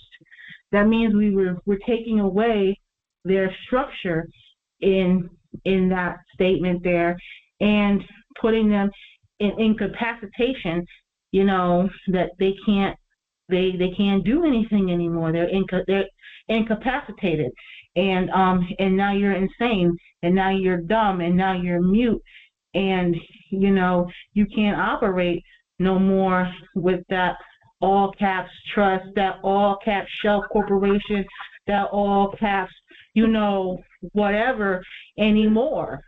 Yes. And if they do, they'll be trespassing and breach Yeah, all of that. It's a crime to deal with handicapped and disabled people like that. Look, then they'll be charged with molestation of the trust. Yes, all of that. And they're not gonna do it. They're not gonna do it. They're gonna chill because they know what this move means. It's a chess move. Yeah, because fraud has no limitation on time with the law. Yes. Can we put also? I'm sorry, but on earth, I don't know why that word just came up in my spirit, because things were buried, like they would go and bury things, whatever they would do in the enactment with trust and things of that nature. And I'm just thinking about secrets and fraud and things of that nature. They would bury certain things under certain things. So to unearth something is to essentially, it has different meanings and different degrees and however you look at it. Because so the architects, not the architects, the ones who would go, archaeologists, yeah. they would pretend to unearth something. So they can't unearth anything anymore. People who try to go look for sunken treasure, they can't unearth anything anymore, and those things. That goes with discovery. And discovery is a court term. It's a court action term. So, Islam. The thing too is that the all caps was never. Well, they used it at cemeteries. That's one of the main places that they used it, is at cemeteries. Yeah, they certainly did. Maybe so when we unearth something, it's just like we're going, like we were talking about going when it comes to the DD214 for our transition loved ones. We are now unearthing the fact that they were enacting still with those Social Security numbers and those all caps, even though the bones was, put in the ground. We are now unearthing it. Can we say living instead, Empress? Okay. Because it's still it's a living thing, because we create living things. Mm-hmm.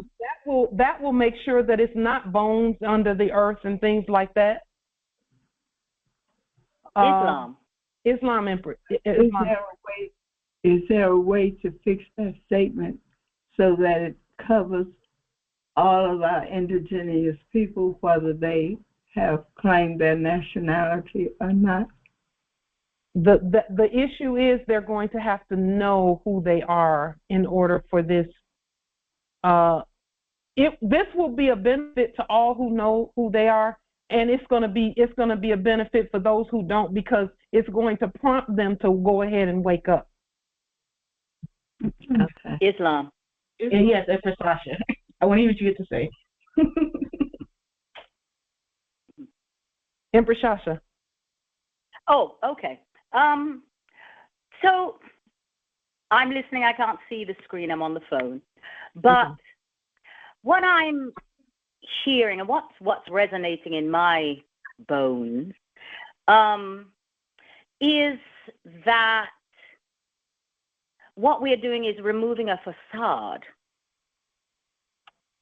a screen, and reclaiming the living all caps, which is even it's the living, it's still a minor incompetent to handle its affairs. Yeah. And we all handle the affairs for it. Yes. Now, when I think of unearthing, you see, the earth, even the fiction really had nothing to do with the earth because it wasn't the land. And a cemetery is, in fact, a resting place. So the earth part, the unearthing part, isn't resonating with me. But I'm not seeing the screen, so I'm not seeing all the words fully. And I don't know if in that statement it says minor incompetent to handle affairs. And the only reason that's bouncing in my mind is because that was actually what that dead black thing was, but not ours. And so really and truly what I'm hearing us do is just flip the mirror, because we are making the statement, which is the truth, which is the fact, which is the law, and removing everything fake from that. And so I see it all being up above. You know, we're taking down the facade, the false structure. We're uncovering all of those things. So that's just my input. I yield. It's you know, I'm not, like I stated, I'm not seeing what you already have written on the screen. Empress, I think you can see very clearly. I think you can see very clearly based on what you're saying. Yes. I suppose what I'm stating is I'm not seeing the actual words, but I know that I'm reading everything. Yeah. And so that's that's my statement, and I'm in complete agreement. I affirm we absolutely must and shall make this statement, and I absolutely see what it will do for all. Yeah. So I yield. Well, Empress, in putting what you stated with what Empress Angels was stating as well, the things that are underneath the earth, what I'm seeing is the roots of trees. That's what I'm seeing when I hear Empress Angels speak about that, is the roots. Yeah. So that's why. Yes, absolutely. And the roots, and what I'm also seeing as you make that statement, and yes, you've just uncovered something and brought something to my mind's eye, is mycelium, which is mushroom. And you know how they speak amongst each other below the soil, within the soil, with the roots, and communicate to the trees, and you know, all living things are communicating to you. And that also, it brings forth the web and the circuit and the connection of all levels, because those roots then come above, and the branches and the air and the ether and everything. So I hear, I see, I affirm, I yield. Islam, yes, because is shortened for under earth. So the under earth is the root, as stated. So Islam is also, and we are the root. The root is the source. And roots can be anywhere, by the way. They can be over, under, they can be in water, they can be on the land. We're the roots, so we're literally walking around. We are, because a vine is a root, because actually a vine climbs and branches and moves and on surfaces, and so absolutely. Islam, what comes to mind is the picture of the tree with the branches above and also the roots below. So I see including everything, especially when we talk about the umbilical cord, the placenta, the earth, you know, us, you know. So it's including, and I think the only thing left for me is to put non-pro-tunc on there. And Right. Yes, let's put that. All of them. Islam. I think we all get that one. Add omnific to it. She said omnific. Where the omnific statement law, is that what we calling it?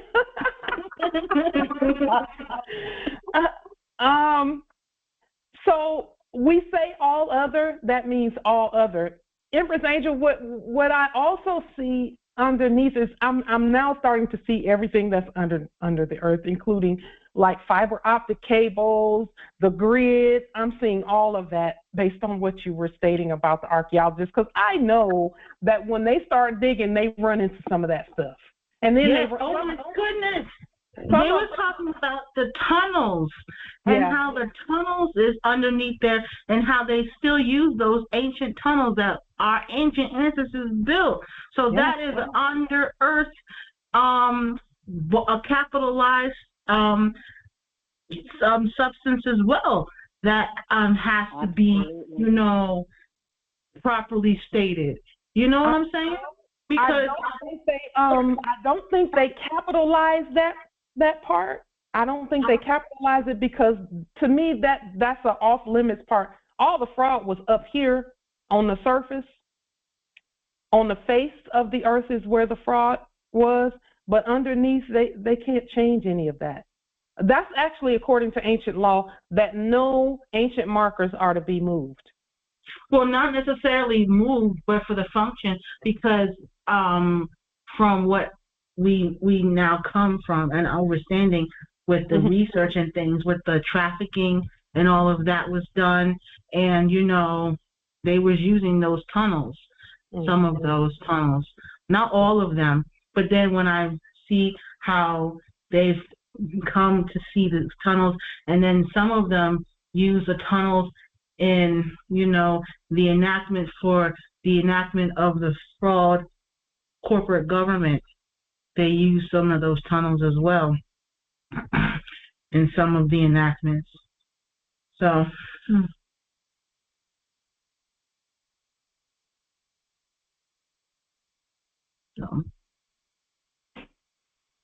when we're talking about writing and the names and fake courts and we're not even talking about that now. We're talking about living names and living letters and living everything that's living and just having dominion over all of that.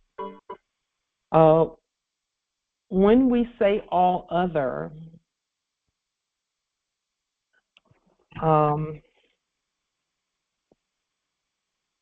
I think that's going to include all other, all everything else.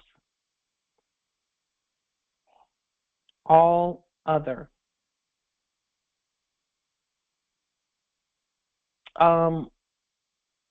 Because what would be the wording or the language? You said unearthed.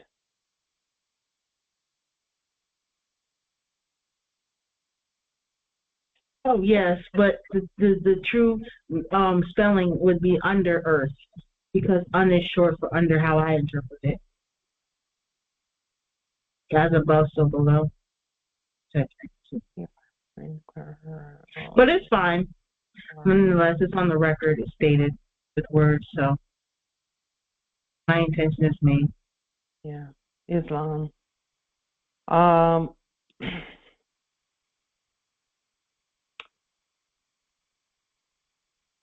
So all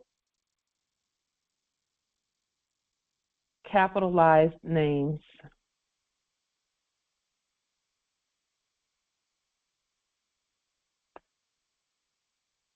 I'm going to take this out because I will there is inference here. There's an undertone, and I'm going to use the word undertone for this particular statement.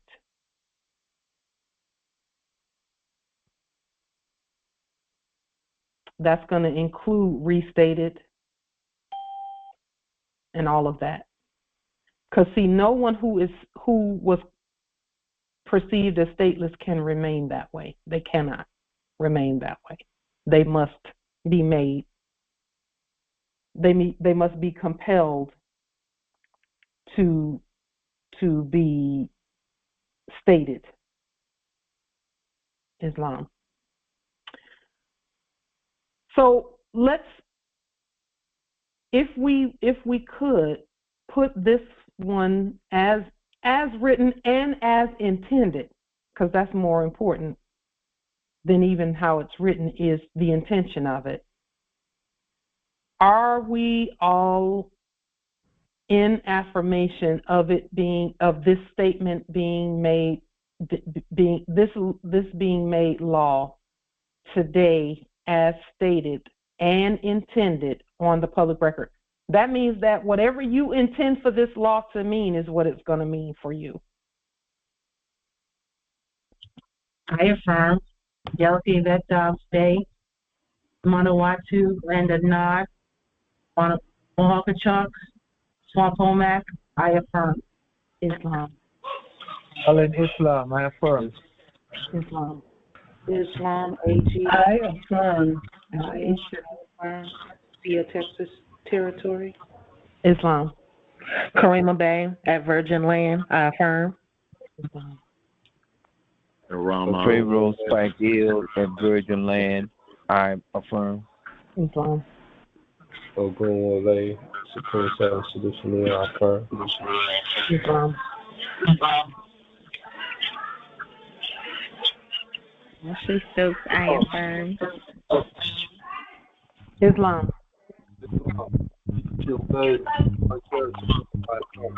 Islam. Islam, Yahya Bay, land of the Moors, I affirm. Islam. Islam, Tonus Alajal Bay, Khalifa territory, I affirm. Islam. Islam. Islam. Shasha Ann Bay, Jamaica, I affirm. Islam. Islam, on behalf of Justice Nathaniel Bruce Cherry in the chat, he states, I, Justice Nathaniel Bruce Cherry Day, from New York, someone just puts me, New York, the Republic, Manawatu, the tribe, elect yea for this law. Islam. Islam. Islam. Empress Cynthia, and then Empress Justice Maurice. Indeed. Islam. I really love this document, Justice Cynthia Ann Arbuckle Bay, and I affirm. Islam. Your territory. Islam. Thank you. Thank you, Empress. Islam. Justice Maurice. Justice Maurice Lloyd L. and I affirm. Islam. Thank you, nobility. Atiba Day. Yes, Justice Atiba. New York Territory. I affirm. Islam. We can barely hear you, but we heard you enough, though, Justice Atiba. I affirm. Islam. Islam. Thank you, nobility. Muja Bay, Tennessee Territory, I affirm. There was an empress that was speaking as well.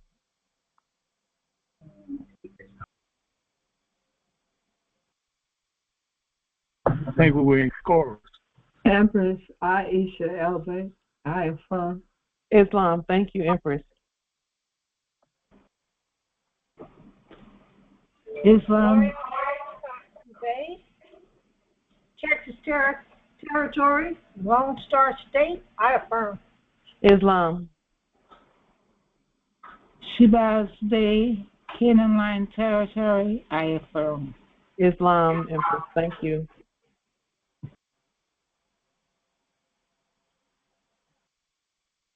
Muja Bay, Tennessee Territory, I affirm.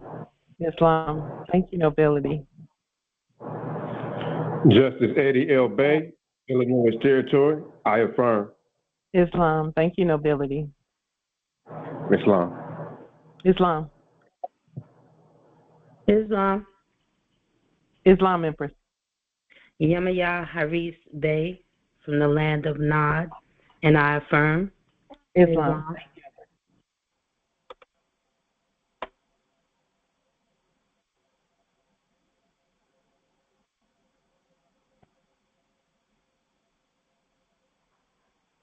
Okay, Chief Justice Light Tajiri Bey, I affirm as well, Islam. And we see those in the chat. Empress, why not? Islam. Justice Kal El Muhammad Bey affirms. Justice Moore Tempula Day affirms. Chief Justice Adrian Porter L affirms.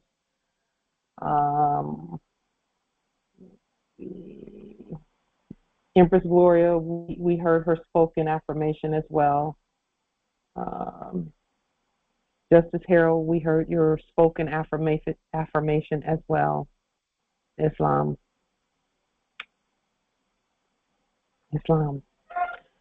This sovereign justice stands and is the law. This omnific statement law number is 2024-09, actually 2024 NOV 24. And generally we would put that in for the record, mythic, right? The MMXXIV, that's 2024 November, and we spell it in Roman, and then 24. So that would be the way that we write this in our law books, in our senatorial and congressional law books. Omnific Statement Law 2024, November 24th, Islam. With that being stated, I have one or two other topics just very quickly. In our previous Congress, we spoke briefly about alkalinity and acidity. And we did a little bit more research in that area. And if you will to test a food or a liquid or something to see if it's alkaline or acidic, you can always take some turmeric and sprinkle it on that food or that in that drink, and it will tell you whether it's alkaline or acidic. If the turmeric turns a reddish color, then it indicates that is an alkaline, or there is alkali in that food or drink. And we actually did this demonstration this week as well, and it worked like a charm, even with store-bought turmeric, fresh ground organic turmeric. If the turmeric turns yellow in color, that means that is acidic. So, which is so appropriate for our culture, because we're talking about culture now. Our culture, the more alkaline foods and drinks that we consume, or not consume, take in to our system, the healthier we will be.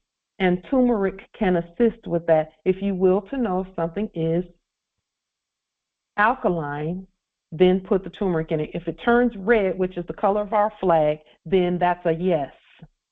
Now, we're not saying don't eat it if it turns yellow and turmeric says it's acidic. We're not saying don't eat any foods like that. But what we're stating is this is a way to tell. That's all we're saying is this is how you can tell whether something is alkaline or acidic, is sprinkle turmeric on it. If the turmeric turns yellow, it's acidic.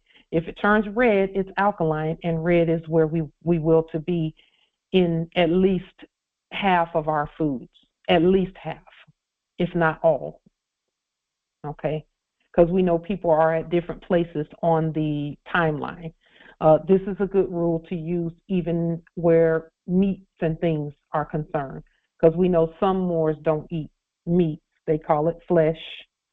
If that's what you call it and you don't eat it, then you don't have to worry about this. You can just test your drinks and things and your vegetables, because even some vegetables are going to be either yellow, and most are going to should be red. They should turn the turmeric red. For those who do eat meat, and again, we're not saying whether that's right or wrong. It's right if you do it because your spirit is okay with doing that, and that goes for just about anything. If your spirit is okay with it, with a good, clean, spirit, who are we? We govern our own spirits, as it were. So this is a good test for that. You can even test, and this is a really good use of turmeric, is to test your body fluids.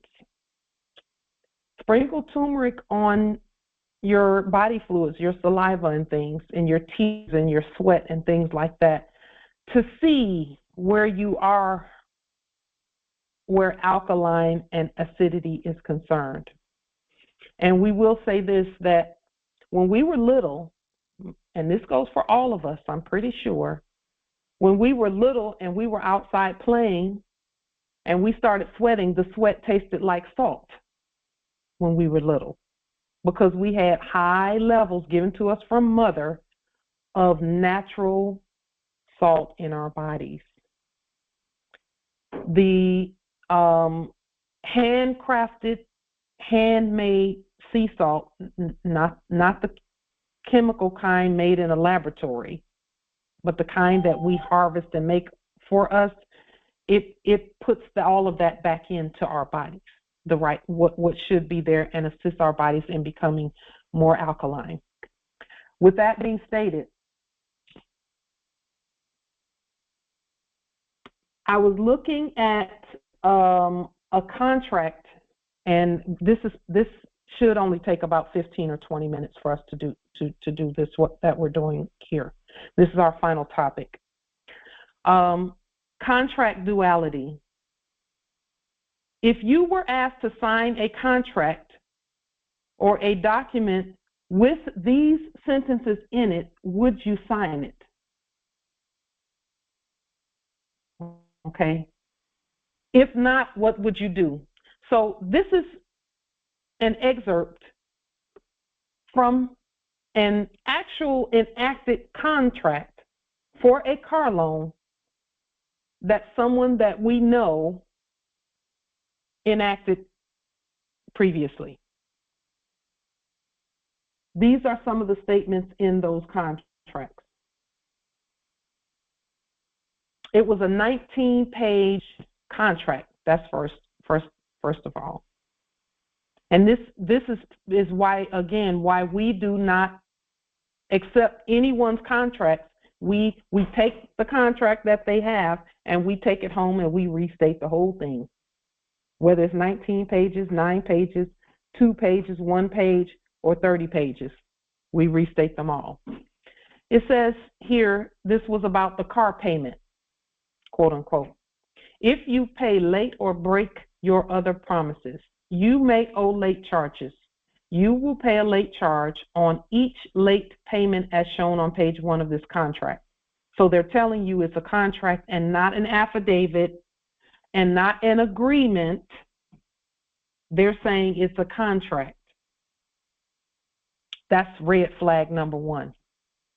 It says acceptance of a late payment or late charge does not excuse your late payment or mean that you may keep making late payments. If you pay late, we may also take the steps described below. You may have to pay all you owe at once. If you break your promises, default. Now, one of the main reasons that we will to show this is because in the previous era, you know how we would issue a default judgment? Well, to them, default was in dead English. So it meant to break a promise. That's what default meant for them, to break a promise. In dead English, that's what it meant. For us, default, in Latin, default means no fault. It means no one's at fault, and this is the outcome. So when we issue a no-fault judgment, that means that we're not saying that they're at fault, but what we are stating is that anything that they did, they're responsible for it. They are culpable. Not that they're at fault, but they have to pay because the action says they have to pay. So it says, we may demand that you pay all you owe on this contract at once. Default means you do not pay any payment on time. And number 2 is the reason we even put this up here really quickly, because this is automatic default for all of us. It says you give false, incomplete, or misleading information during credit application. Now, we can stop right there with this piece. That's why it's not going to take that long. Because if you sign their contract, you've already lied. It makes you a liar because your status is not right. They're claiming to be the creditor and saying you're the debtor. That's a lie. And when you sign their contract, you've lied, and they're going to try and hold you to a lie. And they're aware of that.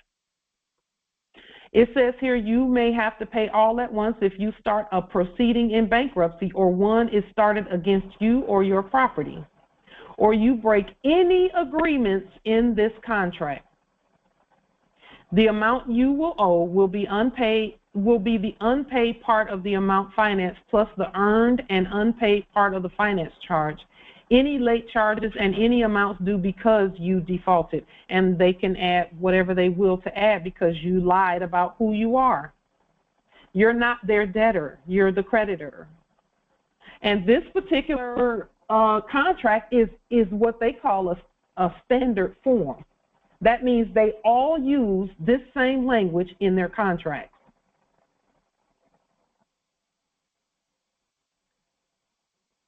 Now, this is the part here. This is another part of that same contract.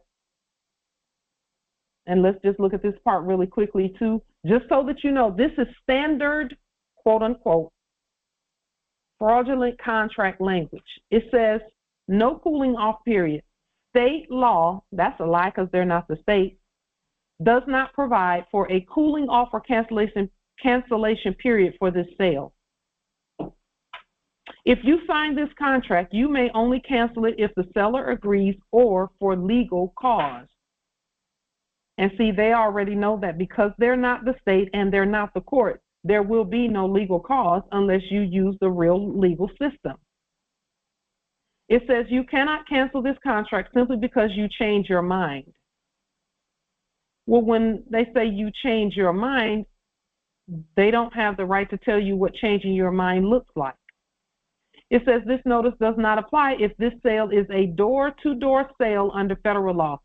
Can anyone quickly state why you think they would put that clause in here that says this notice does not apply if this sale is a door-to-door sale under federal law?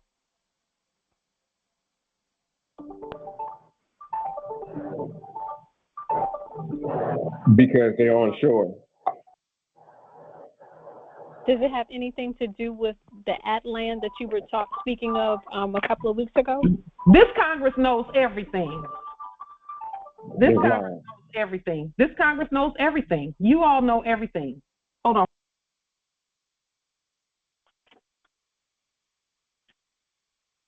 What happened?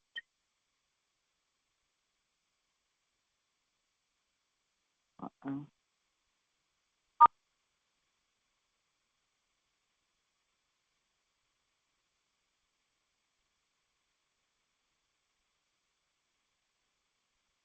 It's still on mute. It's still on mute.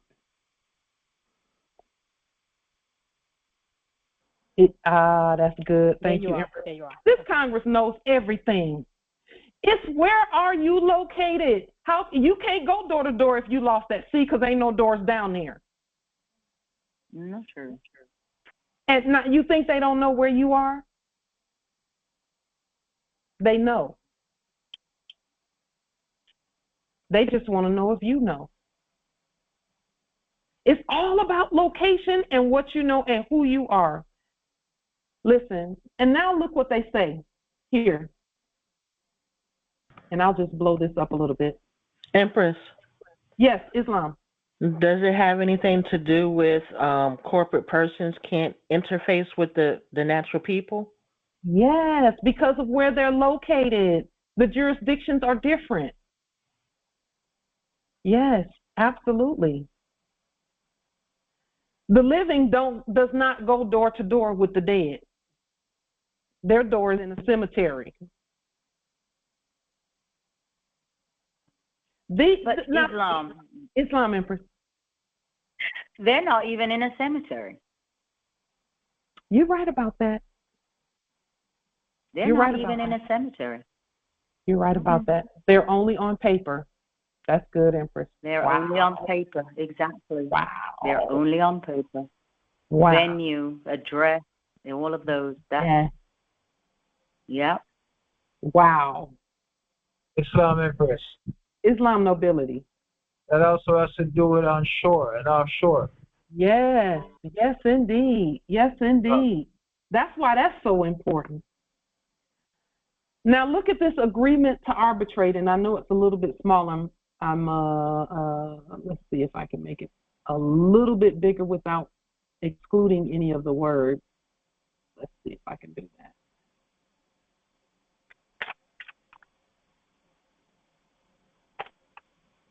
Okay. It says here, agreement to arbitrate. Now, they're telling you, because see, they have to tell the truth. It says, by signing below, you agree that, pursuant to the arbitration provision on page 5 of this contract, which is not a real arbitration agreement, it says you or we may elect to resolve any dispute by neutral, binding arbitration and not by a court action.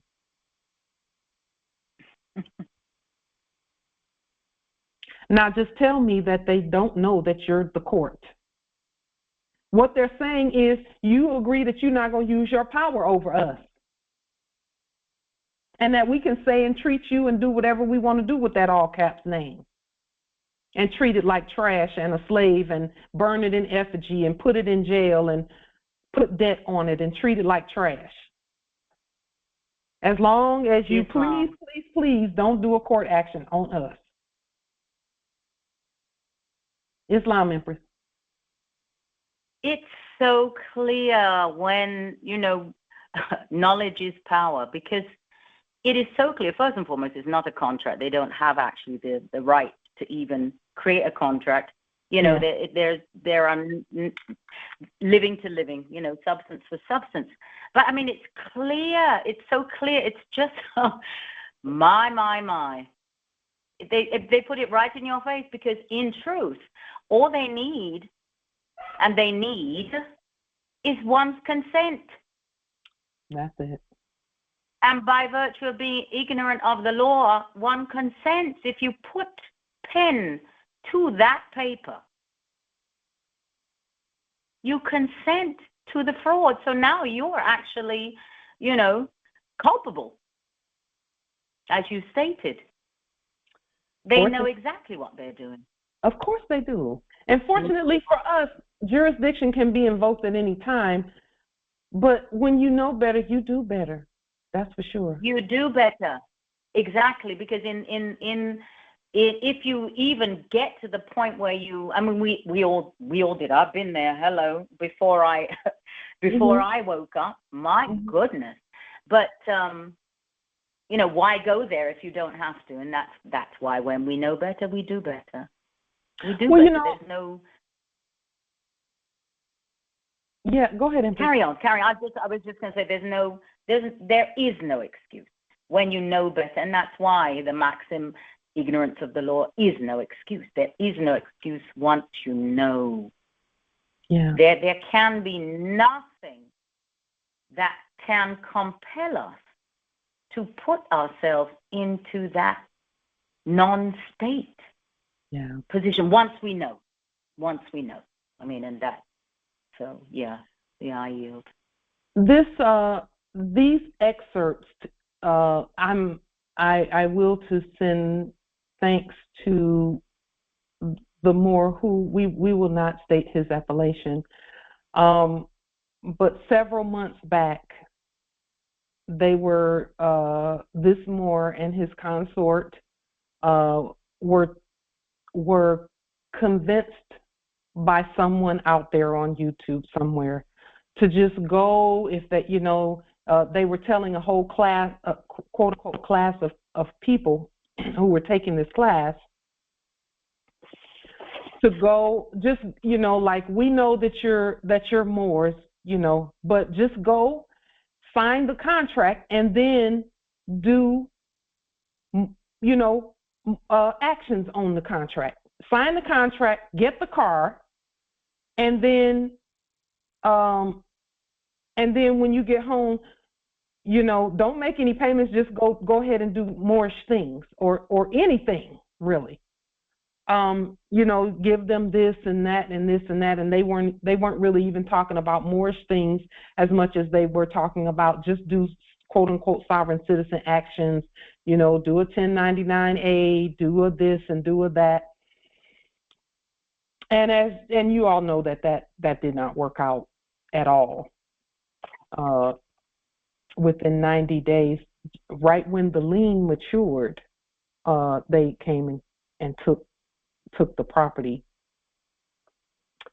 out the driveway for the ones who signed the contract. And again, we're not bashing them, we're using it as a tool, and we know several Moors who have done that, who thought that they could just go and sign a fake contract and then do real things with a fake contract.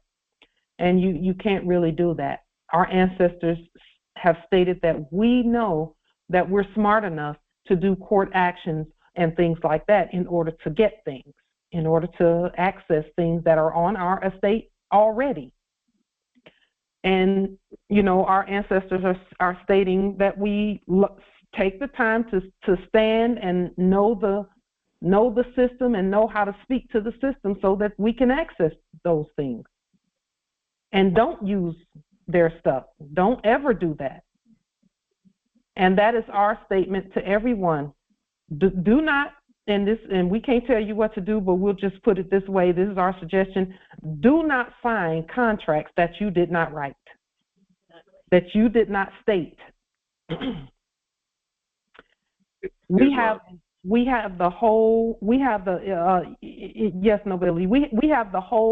all 19 pages or so of this contract from start to finish, with everything that they signed, because the Moors who made this mistake, this misstep, willed that, that we look at it and use it as a teaching tool, because they're learning some valuable lessons through having to demonstrate that the debt is not their debt, and they're really having to demonstrate.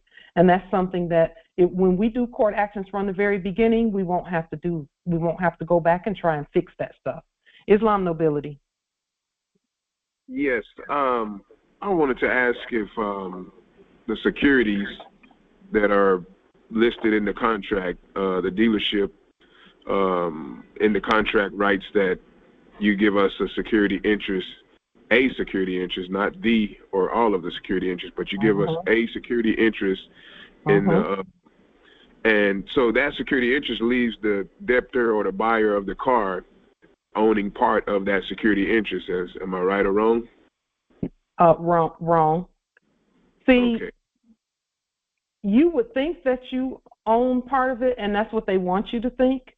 But if you owned part of it, they wouldn't be able to take any of the car. They would have to enforce their interest instead of the whole car. Okay. And see, their interest is really in the contract, not the property. Yes, that's what I'm speaking of. The contract was turned into a security and sold, and supposedly, quote me if I'm wrong, supposedly we have a partial interest in that security, and once they sell it, they receive payment in full for the vehicle that they're claiming we should continue paying for after they've already sold the security and received more than what's owed. It's fraud, and they will put the rest of that, the difference between what they sold it for, which is what they enacted, what they sold it for, and what you bought it for initially. They'll put that on you. And in this case, it turned out to be a high number for 3 months of 90 days of having it, and then them taking it, and then now you're left with a $20,000 or $30,000 or $40,000 debt. Right. Is there a way for us to file a complaint? You know, I had an audit done. I paid $1,500 for an audit to be done on my contract, and the evidence came back showing that the dealership has sold the securities in the contract for a ton of money and far more than what was owed in the contract by the buyer, which was me. Now, what I'm doing is filing a complaint to say that I was not notified, or I didn't give authorization for them to sell the security, and I was not notified when the security was sold. So therefore, the vehicle, because they've received enough money to pay for what I supposedly owed and some, I'm suing them for the excess past what I owed, and then punitive damages and whatever else is that I'm able to sue for. So let me ask you a couple of questions. First, did you write the initial contract, or did they write it? They did. So that means it's a fiat contract, right? Yes, I'm kind of new to the. I didn't learn about a lot of the stuff in the contracts until after I'd already signed the contracts. So here's the thing: ignorance of the law is no excuse. The chances of them giving you back what you think is owed to you is slim to none. That's first and foremost. Second of all, you can't pay a debt with a debt. They knew you weren't going to be able to pay for it in the first place. How long had you had the car before they came back and got it? Well, the car hasn't been repoed. I still have the vehicle, and I'm paying on it. My thing is this now. I filled out a power of attorney between myself and my all caps. My all caps gave me full rights to any benefits in that contract, you know, through the agent power of attorney. So I was wondering if this gives me the authority to argue on behalf of the principal in the contract, you know, any security interest that's owed to the principal, if I had the right as the agent through the power of attorney to argue that, hey, you sold these securities without permission, without notice, and for that matter, you received way more than what you say the principal owed you after you sold his securities, and then I was going to try to sue them for that amount in excess of what was owed. So the problem with that is that the contract was not signed between you and them. The contract was signed between them and their agent, which is the all caps that you think you own. That's not your all caps, that's theirs. Right. They created that. And that's how the buyer becomes the debtor. Okay. Because in reality, when we use our own all caps, our buyer is the creditor. Okay. Okay. So now, if it's because you said agent, you said that the agent, one is the agent for the contract, and then there's a principal, which you say the principal is them. That agent, which is the all caps, is their agent, not your agent. That thing works for them to get them paid, not you. Right. But the power of attorney, the power of attorney between that agent that they're claiming is theirs. If that agent gave me rights over the interest securities in the contract, with that wouldn't do anything. Does because that I'm making agent, a power of attorney. Okay, let me answer that question with a question. Does that agent that you're speaking of, which is the all caps, does that agent have any right to give to you? Can that agent even speak? Well, if that's the case, how can he speak for them? He ain't speaking for him. He's not. So everything is assumption? It's assumption. Okay, so if I make the allegations that the all caps gave me some rights through this power of attorney, how can they rebut it? That's like you saying that my daughter gave you all rights to our estate, and then I say to you, well, she can't give you nothing because she's under my authority, and I say that she can't give you nothing.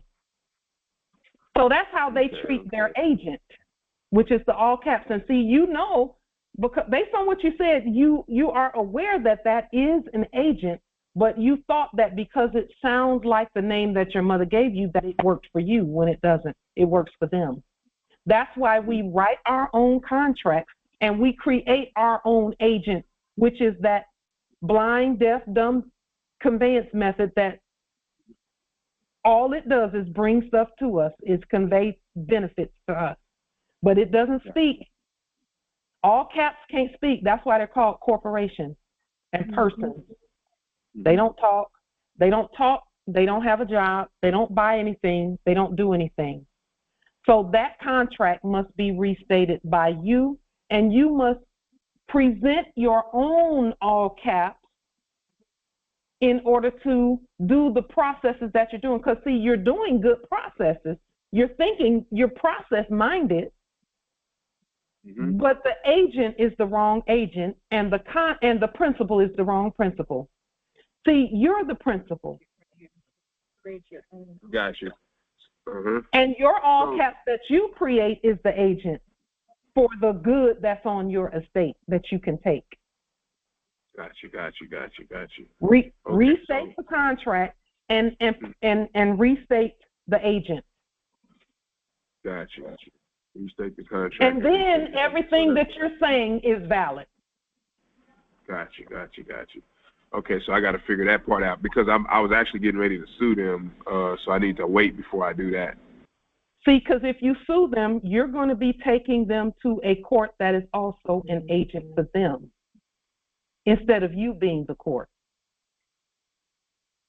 Gotcha.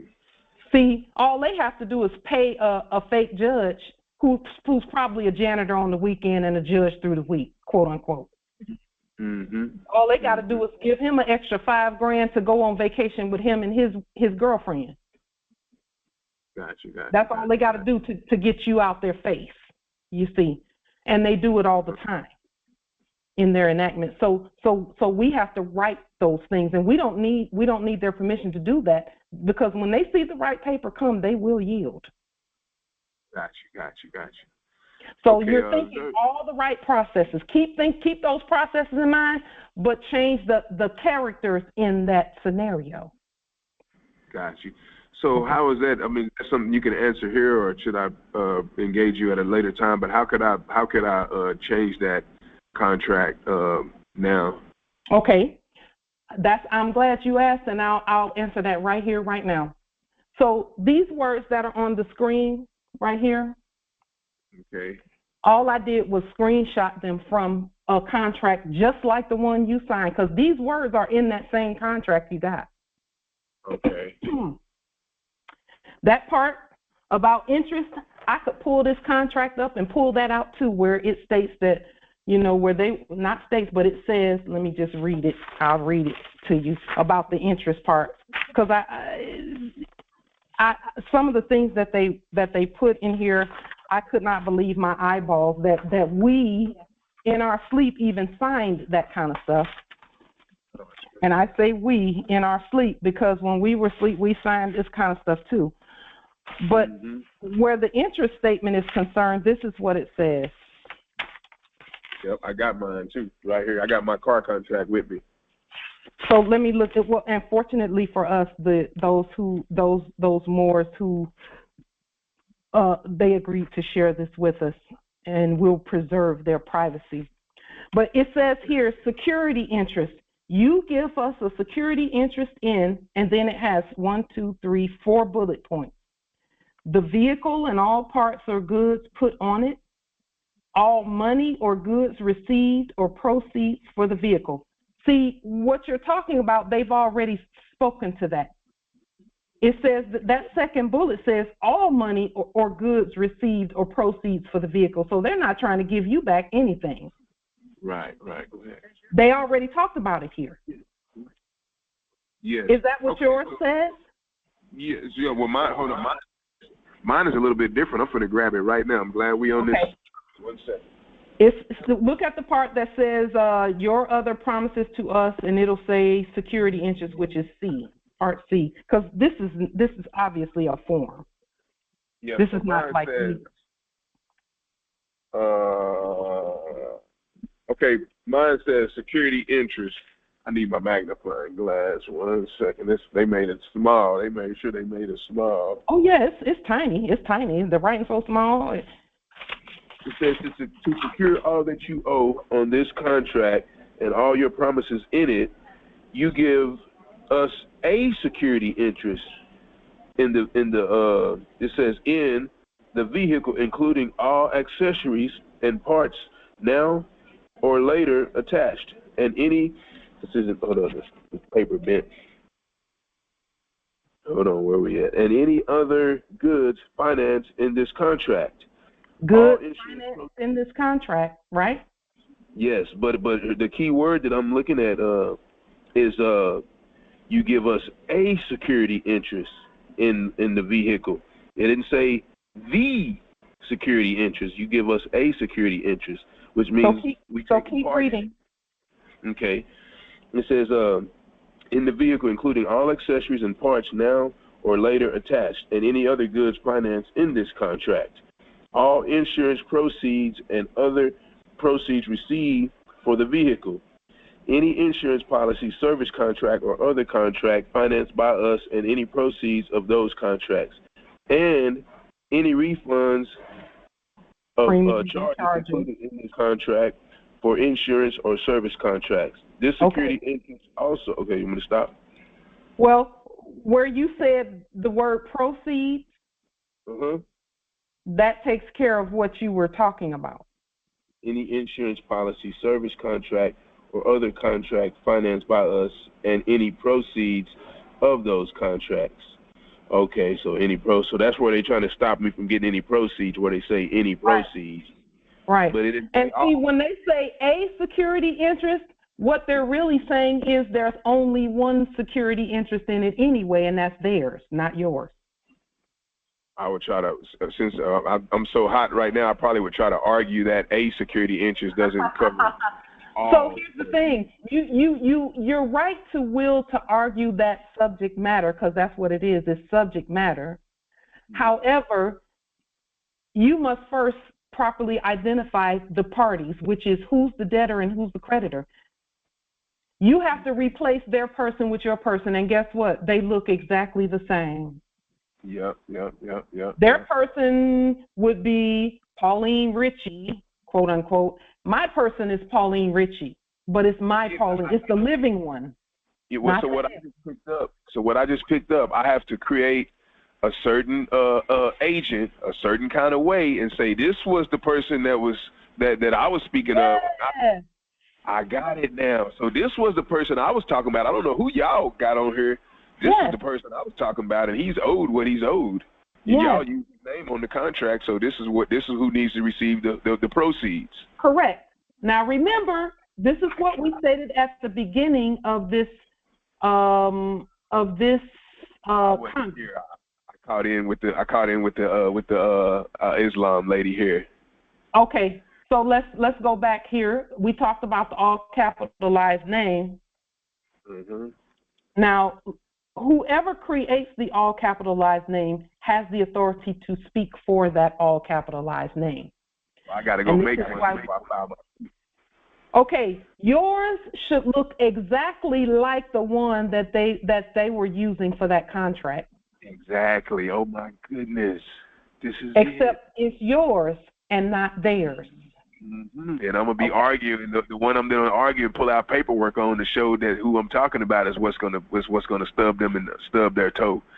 Yeah. Because the proper identification of the parties must be first. That has to be taken care of before you can talk about subject matter. Oh my goodness. Before you can talk about payments, before you can talk about whether it's fiat or gold money or anything, you must properly identify who's who. And in these contracts, if you look on, and because your contract sounds almost word for word like the one I have here, that the Moors let us borrow here and use as a teaching tool. If you look somewhere in that contract, it's going to say the word buyer, and it's going to have in parentheses debtor. Oh, yeah. It's got it in there. They all say the same thing. Yep. That's how that works. And the remedy is the same. The buyer is you. You're the creditor, not the debtor. Now, the all caps name is the conveyance method, but the all caps is not you.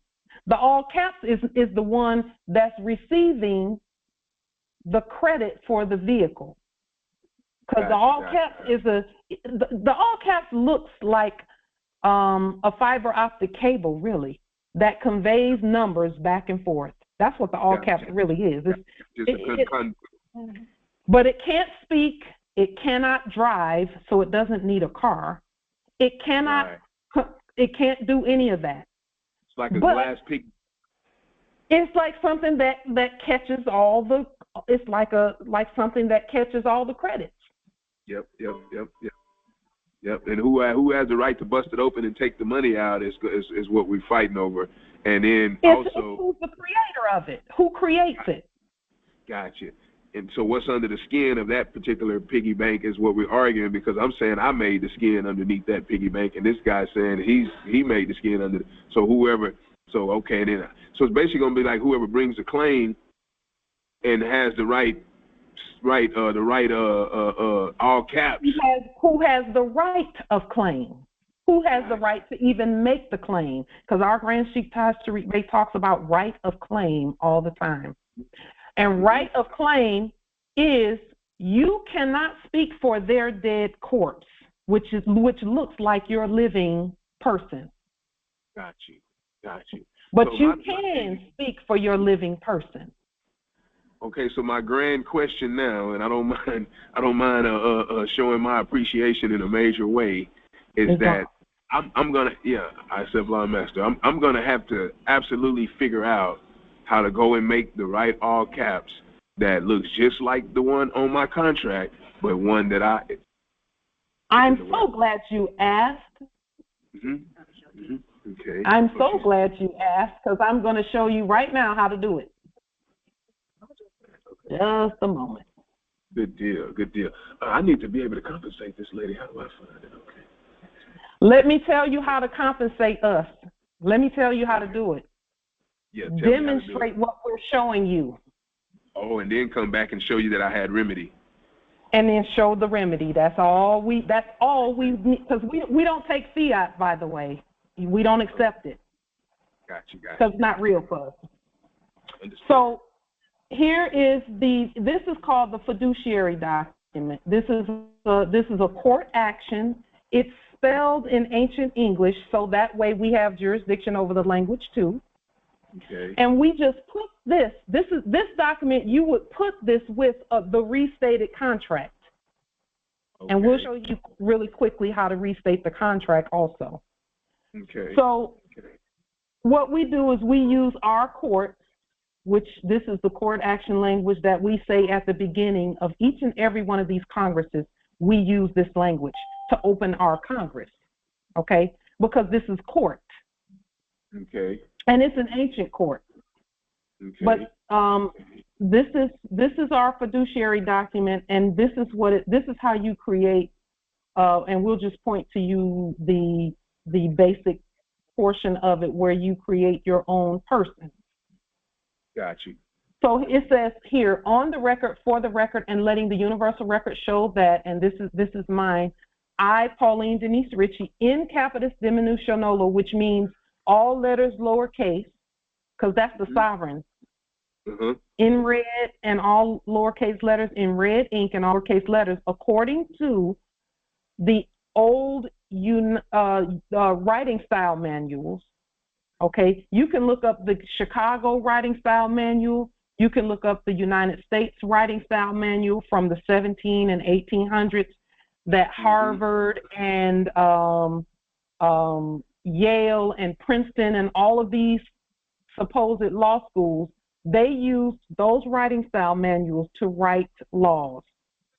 Gotcha. And in those writing style manuals, it tells you what style of writing it will convey properly legally what you're stating. Gotcha. And so that's where all capitalized letters came in at the last minute, capitalism, because they said, well, we're not the law, we're just legal, so we'll just use this. So what it says here is that in capitis diminutio nolo, in red ink, in propria persona sui juris. In propria persona sui juris means in your own proper person. That means that not their person, but your person that you're creating. In proprio solo means you don't have their dead person on your back. It's you, standing sovereign. The holy ecclesia and in proprio heredes, that means according to your heredity or your bloodline, am the sovereign living ancient fiduciary for all Empire State of Morocco or Moroccan Empire living instruments, to include all numbers, all letters, including in capitis diminutio nolo, in capitis diminutio minima, which is the first letter capitalized and all the rest of the letters lowercase. Wow. Or in capitis diminutio media and maxima, which is like first name all capitalized and the last name lowercase, and any combination of that, or all capital letters. And then we just named all the letters and numbers here, all of them. Okay. Gotcha. Now this is where you would put your all lowercase, the name that is in first letter capitalized and all letters lowercase after that and all cap. This is where you create that on this document. And this is how you create it. And then we created our own United States, not a U.S. but a United States. It's a living states united, and all of that. Now, in the Biblios, the ancient Bible, not the modern one that has all the fraud in it, but the ancient Bible, it says in Job 32:21 and 22, we do not accept any man's person, neither do we give flattering titles unto man. For we know not to give flattering titles, therefore the maker of false titles is hereby bound and cast into outer darkness for eternity, never to rise again. And then when you look at the Federal Rules for Civil Procedure, Title 4, Rules 17 and 18, it talks about the identity of the all caps and who's who and what's what. And it states that the minor or incompetent person must only have someone who is a like fiduciary to speak for them. A like fiduciary means that if you have a living natural person, then there must be a living natural fiduciary who's speaking for that living natural person. And it specifically states that you cannot speak for the dead one. That's what this means. Gotcha. You can't speak for the dead because you're not dead. You're living. And that's what they've been using. Federal Rule for Civil Procedure, Title 4, Rules 17 and 18. And this is not all of 17 and 18, but you will want to go and look up all of 17 and 18 so that you can read about the person and who can make cases and claims for that person. Gotcha. So is there going to be any backdating my process before my contract took place? So ask again. You faded in and out a little bit. Yes. So would I have to my process would have to be backdated in order to show that it came before my contract was signed, or how would that work? Yes. Yeah, we use the term nunc pro tunc, which means now for then. Okay, now for then. Okay, got you. So in other words, this was already in effect, whether you seen it or not or whatever. It was already in effect before I signed the contract. Of course, it was in effect at birth. Oh, got you. Okay, that's the process. Okay. So yeah. Yeah. I mean, so how many? I'd like to fly over to get help with this. I don't have any. I like to. Okay, yeah. Okay, well, I was okay. I'm new, but I'm also very eager to have remedy. You know, since I came across this information in 1999 when I was maybe 21 or something years old. I'm 46 now, and I've been eager to have remedy, and then now I'm approaching a situation, first time ever in my life, where I'm probably gonna have a child or whatever. That's personal, but I'm eager to have a certain type of success so that my child doesn't have to experience a lot of the stuff that I experienced growing up. And you are accessing the right information through your own spirit for that to be the case. It will be. Your child is going to be very successful, very successful. Great deal. So here's our suggestion, because it sounds, and we get it, we understand it. It sounds like you're willing to do whatever it takes. This is our suggestion for that energy, because it's an energy. It's a beautiful energy. We suggest that you stay where you are and acquire all that you need to free yourself from fiat contracts. That's going to mean getting a printer, getting, and printer supplies. Get you a really good printer. I have a good printer. And printing supply, and then spend as much time as you can studying and writing documents for yourself. Restating contracts. Now, this is the way we restate contracts. That contract that you have is going to take some time. That's why I'm saying what I'm saying. I'm saying you don't have to get on a plane to do this. You're actually going to be doing it right where you are. Gotcha. So the contract, this is how we restate contracts. Let me pull up the contract, any contract here, or the part of that contract that we were showing here. She demonstrates. So this is how we restate contracts. We would go to this page of the contract and see that it says what it says here, whatever this is. You may have to pay all you owe at once. So we would take this contract, we would scan it in, and when we scan it in, we just start at the top of the contract. Removing certain words, taking certain words out according to our identity and who we are. Gotcha. Move words around, change them, add definitions to words that are correct, competent definitions, and so on and so forth. And we would go through the entire contract doing that, okay? Now, the reason we do it that way, and then we would sign it. Okay, the reason we do it that way is because and you must change the title of the contract. So at the top of these contracts, it will usually say something about let's see, what does this say? It says motor vehicle retail installed contract. Okay. Okay, so you will to change that title to an affidavit. So it can say motor vehicle, whatever, affidavit. Instead of contract, it'll say affidavit. Instead of and everywhere in there that it says contract, you change that word to affidavit. Okay. Okay. Okay. And then you let your spirit lead you. And if you come to some words and you feel uncomfortable about those words, take them out. Listen for the spirit, or get you a dictionary and find a better word for what you see there. And put that in there. That makes it beneficial to me. Yes. And listen, don't hold back. It must be fully beneficial to you. Yes. Word for word. Out. Now, after you've done that and you've signed the contract, then you get some Moorish government letterhead, and you put this fiduciary document, and Moorish government letterhead is everywhere. This letterhead, this is our letterhead right here. Everyone should have at least this in their computer everywhere, in some format. Some of the formats are a little different.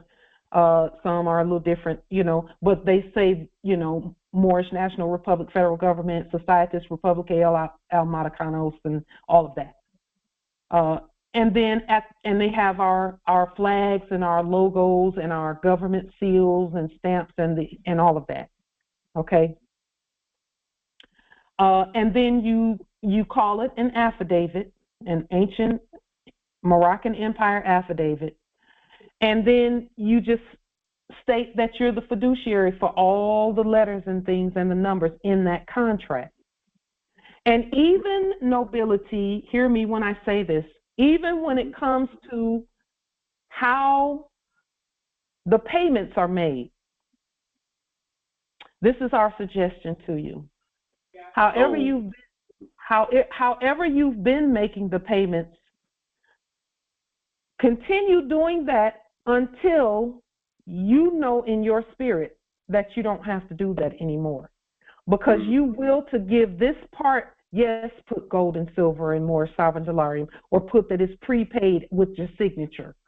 Because remember, with the autograph, it was already taken care of. Yep. So now, again, once you do that, pair the contract with a court action like this, a Moorish government court action, fiduciary document. And once you do that, then send it off and start notifying. Notify fake policy enforcers, notify anyone doing business as a lender, notify the dealership, the ones doing business, subjects in the office, this is what we call them, subjects in the office of dealership, subjects in the office of loan officers, subjects in the office of banks, subjects in the office of police, subjects in the office of insurance companies and insurance commissioners, all of that, because all those offices, we created them. Same way you're creating your person. Gotcha.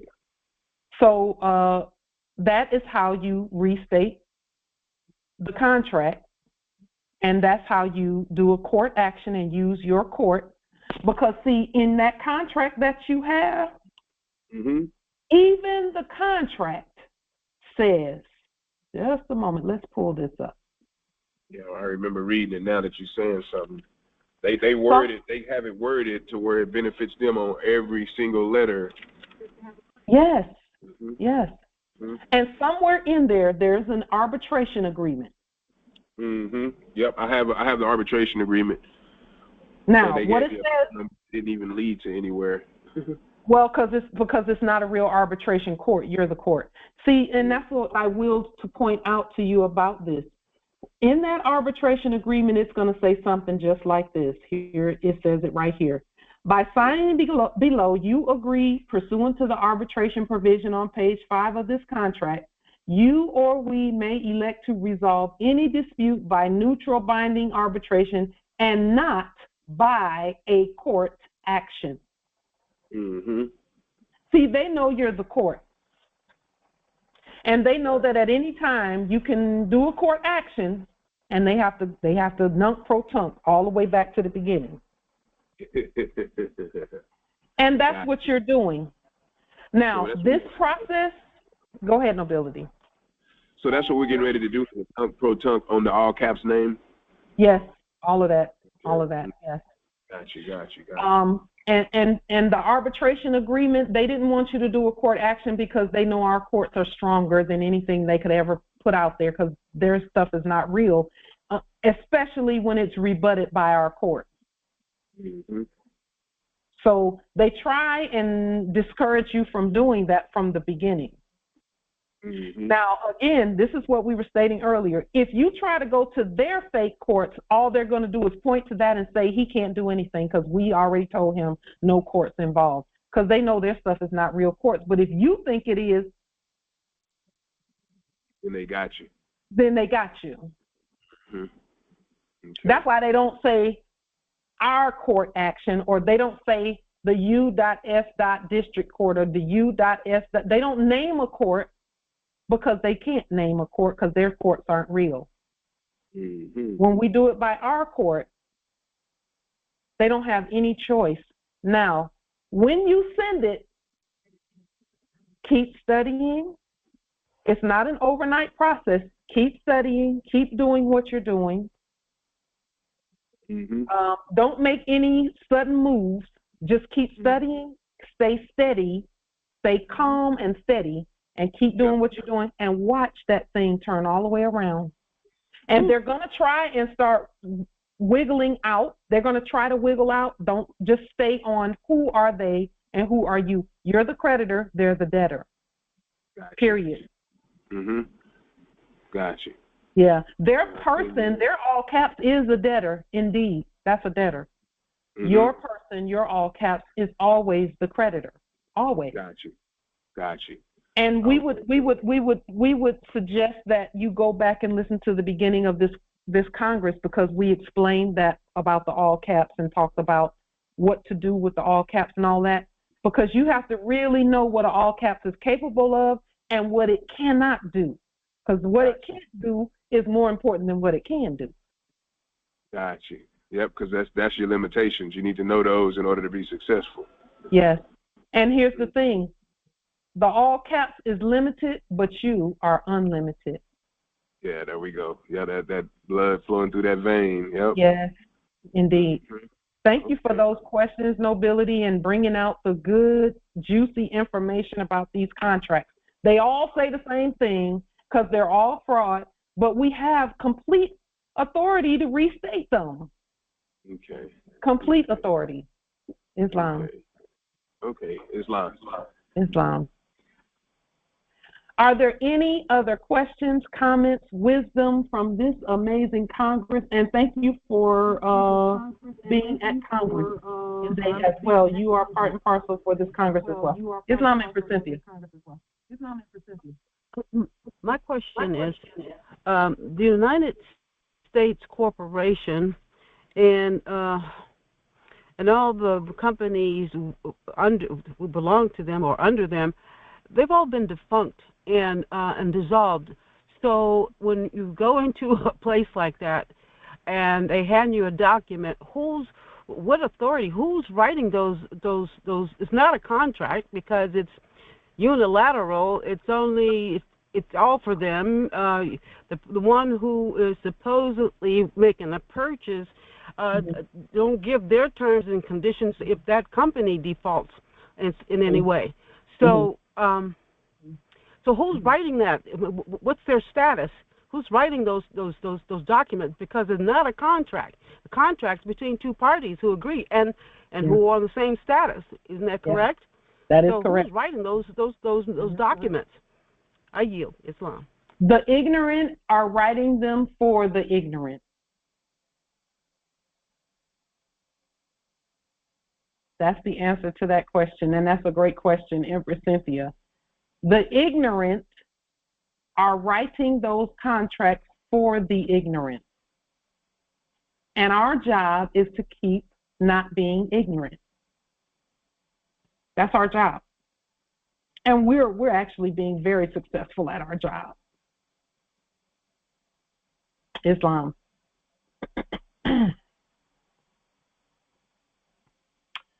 In conclusion of this particular Congress, remember about maybe 6 months or a year ago, maybe, we stated that the media was going to start telling the truth about who we are. We came across so many videos, or not came across, we saw so many videos that are now starting to tell the truth. This video right here, at least the first hour, but you know, after the first hour, they had to start putting some fear mongering and some craziness in the video, you know, to throw off those who don't know. But this video right here, and we'll put the link to the video in the chat. They're literally starting to get the everyday people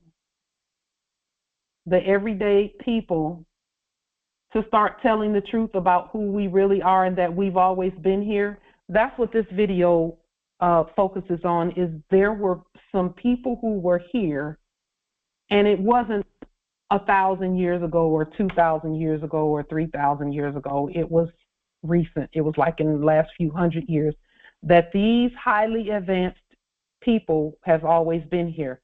What this video is showing in a nutshell is all of our amazing buildings and the Moorish architecture everywhere on this land here. And what they're saying is there's no way people with horse and buggies and carriage who came over here could have built those buildings in 2 or 3 years. And they're getting louder and louder with that truth. And in there, you know, some of the modern ones in there are even saying, you know, somebody wants us to believe we built that stuff, but we know we didn't build that stuff. They were already here. And we're highly advanced, you know.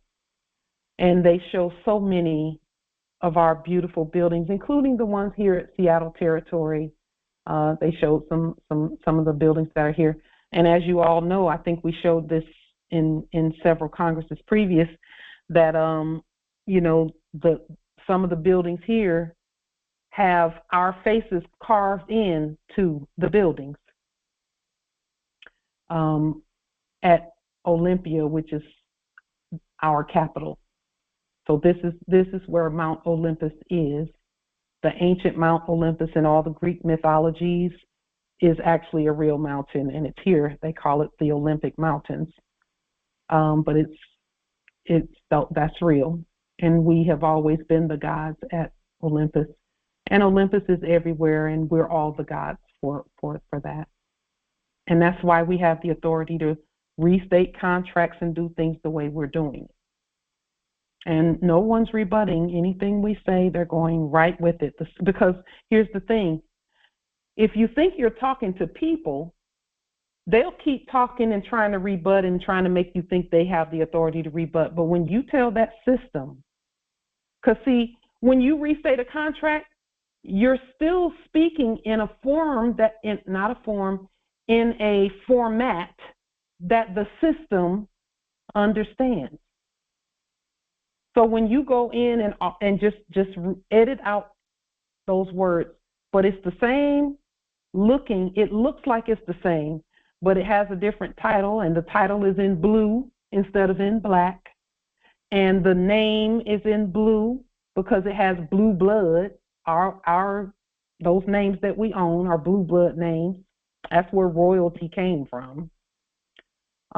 Then they can't say, "Oh, we don't, this contract, we don't understand it." No, it looks just like what you give out, except it's got the right words and things in it. So the system will validate the contract, and they will not argue with the system. I'm going to tell you that right now. What they do is they pull something off of a system or off of a printer and hand it, and then people hand it back. They already know what it says because they wrote it. But when we do it and hand it back, it's going to look so familiar that they can't say this is not right. They must give it to the system and let the system do what systems do. And the system, we created that. So with that being stated, are there any other questions, comments, wisdom from this amazing Congress? Those who are restating contracts, you got a lot of work to do because these contracts can be sometimes lengthy, a little bit lengthy. Use your energy and all that you have to recreate those and restate those contracts properly, and then get used to putting the fiduciary document in court actions and using your status and your nationality to enforce that. Because it's always based on who's who and what's what. Islam nobility. Yes. So is Islam. So restating is that the same as redressing? What do you mean by redressing? So like basically when you say go through and just rewrite everything and change, So basically restating everything, I guess. So I guess I can answer that myself and say that redressing and restating is probably the same thing. They're similar. The difference being when you restate something, you're literally putting it in the proper state and jurisdiction. Okay, gotcha. Restate. Okay. And then, okay. Restate and estate are the same, similar. Got you. So when we hit the people that we have the complaint against with the complaint, this time, well, the complaint will have, it'll catch them off guard because it's going to have things in it that they can't, we're going to make them a party to a different contract, basically. So let me just clarify that. Your complaint is not really even with the people. Because see, here's the thing. Their level of competence is limited to what the system says. So the system printed out a contract, and their job is to push the contract and force the contract on you, and make you think you don't have any recourse. If you signed the contract, then it was absolutely done out of ignorance because you did not know that the contract is automatically written in their favor because it's their agents in the contract and not yours. So say that part again. Say that last part. I'm sorry. Say that last part again. So the issue is that you did not know when you signed the contract that all the agents in the contract are their agents and none work for you. You didn't know that. Now, that's not even the person that you were looking at and talking to, that's not even their fault. Because guess what? The only things they can do is what the contract says. They can't even go outside the contract. They don't have any authority to do any of that. Got you. They're bound by the paper too. Got you. So now, the remedy is that you give them the paper that's the right paper with the proper identities. Then they can't help but work for you because you're the creditor. Got you. So don't be mad at them. Don't be mad at anyone. Don't be mad at you. Just take that energy and put it into restating that contract and properly identifying the parties, because that's the beginning of all court actions at Earth, all. Okay, I have another question. A total loss on a vehicle that was crashed. The insurance company is wanting to pay out the finance company, and was wanting me to sign a document giving them permission to disperse the vehicle or release the vehicle or release the funds. I'm not sure, but I didn't sign anything because I was getting ready to file a complaint until I spoke with you tonight. But so they're getting ready to get paid because the vehicle was damaged. I did have gap and full coverage insurance, so I'm sure I'll get something back. But some adjuster that I was speaking to was making it seem like that once they paid the vehicle off to the finance company, and which is another thing, the lien was not even recorded in the Secretary of State's office, but it was recorded at the DMV in Texas. And I didn't know that in Texas, I guess they made some, backdoor rule where where the people, the lien holder, can file his lien through the Texas Department of Motor Vehicles versus actually being required to file it with the Secretary of State. So here's the thing. All of those offices are connected by trust because none of them are real.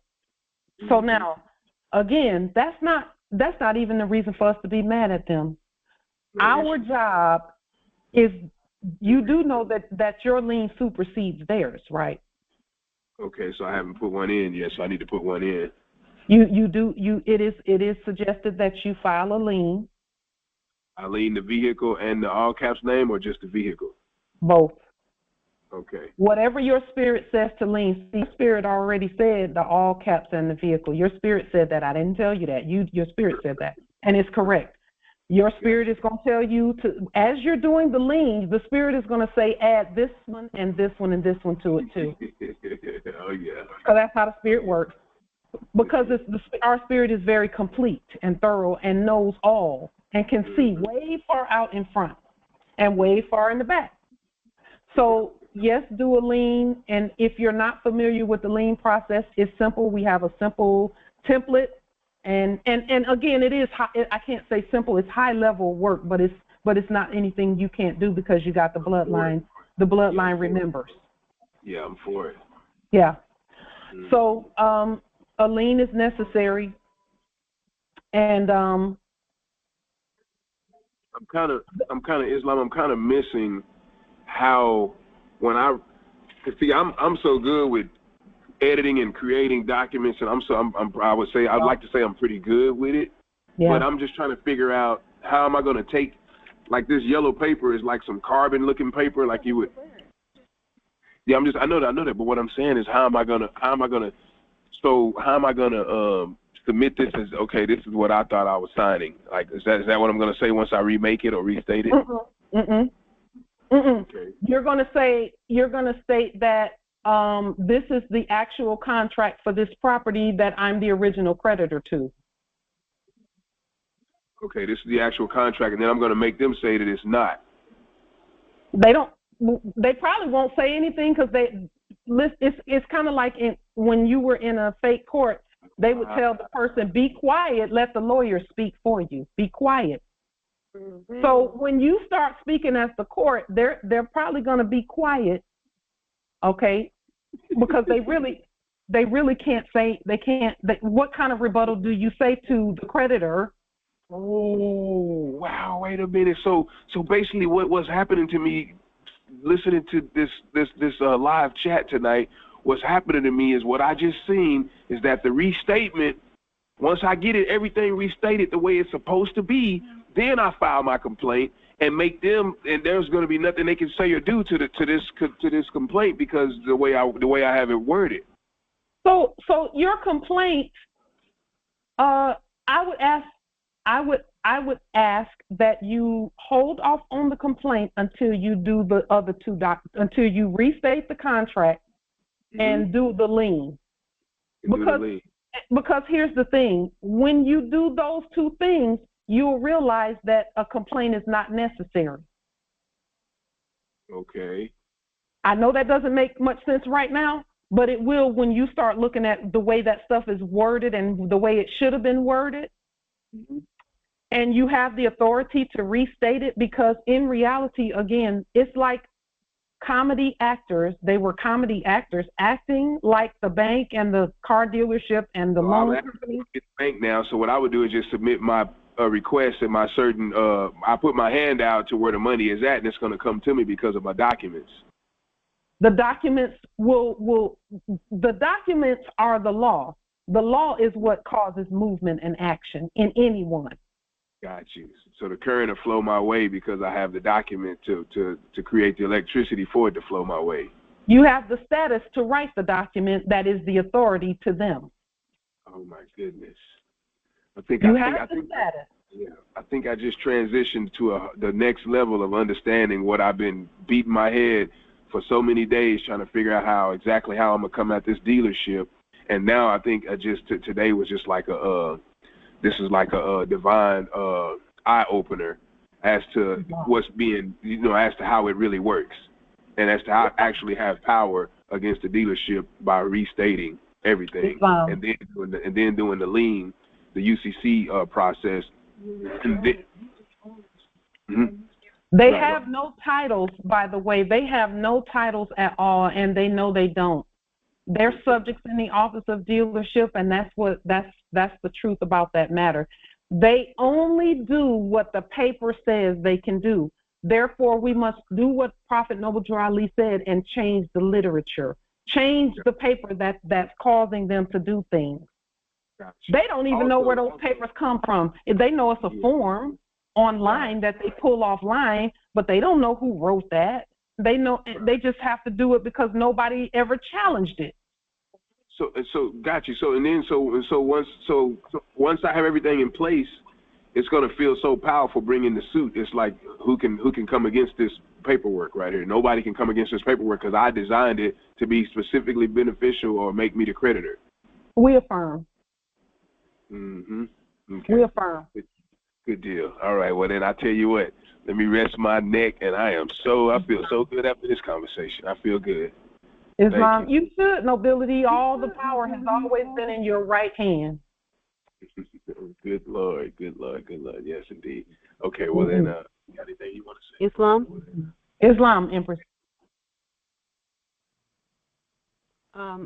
I just wanted to encourage the Noble to start the read of the 40 documents, because what I hear in his language, he still is not sure of his status on the land. And one thing about those documents, even if he can get through the first 6, it's your, it changes your paradigm, and you know who you are on the land and who those corporations are, and it makes things very clear. Yeah. Can someone go under the video on YouTube and pull up the link to the documents, the 40-something documents, and just put that link in the chat for anyone who wills to look at these 40-something documents? And we put the link to them under all the videos, So if you go, when this video is placed on YouTube, you can go and look under this video at Like Tajiri Bay channel, and you'll be able to see the 40-something documents that just, these documents make it so that you know that there's no office that you do not own and govern. Okay. Thank you, Empress Minerva. I believe she put the link in the chat to the 40-something documents. It's important, and that's why I said, Nobility, stay in place, because there's documentation and paperwork and things that you're going to that are going to be a part of your demonstration and a part of your study for the next amount of time, and your spirit will tell you exactly what to do, how to do it, where the documents fit as you're reading and demonstrating those documents. So it's kind of like welcome to a doctorate degree program in estate governing, basically. Your spirit is going to tell you way more than I ever will, because your spirit is always with you and always knowing and always speaking. And the same, see, our spirits are of one mind. So the things that we speak about those things, and then as others are speaking, we pull from what they're stating and saying, that makes complete sense with this that the Spirit showed me yesterday, or this that the Spirit showed me last year, or whatever. And then we encourage everyone to go back through the videos that we put on Like Tajiri Bay channel and just listen. Just when you have time, or when you're, weekends, whatever, when you have time, just spend 3 or 4 hours just listening. It doesn't have to be about anything that you're specifically interested in, because it's still going to speak to what you're interested in and the demonstrations that you're doing. Every video has something in it, some jewel, some nugget, whether it's spoken by me or by the Congress, those at Congress, we all bring to the table. Nobility, we thank you so much for bringing the contracting and the automobile piece to the table, along with what the Spirit had already shown us earlier today, because we all are looking at all of this together. That's what Congress is. If there be nothing further from this Congress, if you have a moment to take a look at the first hour of this video right here that we put in the chat, it's called the old, in fact, I apologize. It's called the Old World Order 2024, and it's by Hibbler Productions on YouTube, and we're not even subscribed to it, so we know it's divine that it came into our purview. It's called Old World Order, and if you get a moment to look at this video, it's talking about, they all but said the Moors are the ones who've always been here. They just kept showing our architecture and our, things that have to do with us, and so on and so forth. So take a moment and look at that, and we will see you at next week, we'll talk some more about contracts, because now that we're writing all of our contracts onshore and at land, because see, nobility, the noble that was talking about the conveyance contract, what you're really doing when you restate that contract is you are bringing the contract on land and at shore. You're creating it on land and at shore, onshore and at land. You're taking the process that was used at sea and saying this is a land contract. This is not a lost at sea contract. They have the lost at sea contract. That's the one that was signed initially. And what you're stating is everything that you do is done onshore and at land first. That's what our contracts are. They're land contracts, not lost at sea. And we must bring all goods and works and services. It has to be created on the land. It must be. And then those phone calls will stop coming from India and China and South America and quote unquote all those places where they call and you know, we're not mad at them. We're just getting in our proper status, and they have an accent and they're talking about a contract. How are you talking about our contracts that's on this land when you way over there?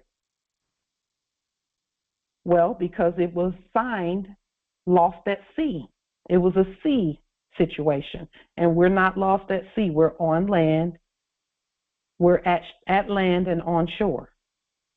And I'm telling you, that stuff works like a charm. I'm telling you, it works.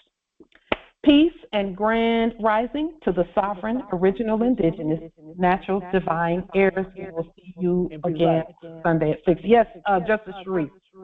Yes, Empress Light. Can I have your email address so I want to send you something? Sure. It's okay. lightbaymoorishnation@gmail.com. Same thing. It's the same one. Okay, I got it. Yep. Okay. Yep. Islam, Empress. Islam, thank you. And if you'll text me when you send it, please, Justice Sharif, because I don't look at my emails every day, but if I know something's coming in, I'll go ahead and look, because I'll spend all day on emails, and I just don't want to do that. I don't know what the number is. It is, can someone give him my number? What is the number? 253.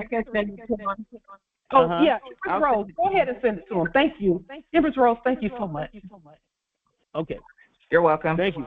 Islam. Peace and grand rising, everyone. Peace and grand rising. Peace and grand rising, Morris. Peace and grand rising. Islam. Peace, grand rising. Much love, Morris. Much success. Divine. Oh, peace and grand rising. Peace and love. So will the document underneath the video? Thank you. Peace and love. Peace and love. Peace and grand rising. Enough love and respect, Empress. Islam. Peace and grand rising. Islam. Peace and grand rising. Islam. Peace and grand rising.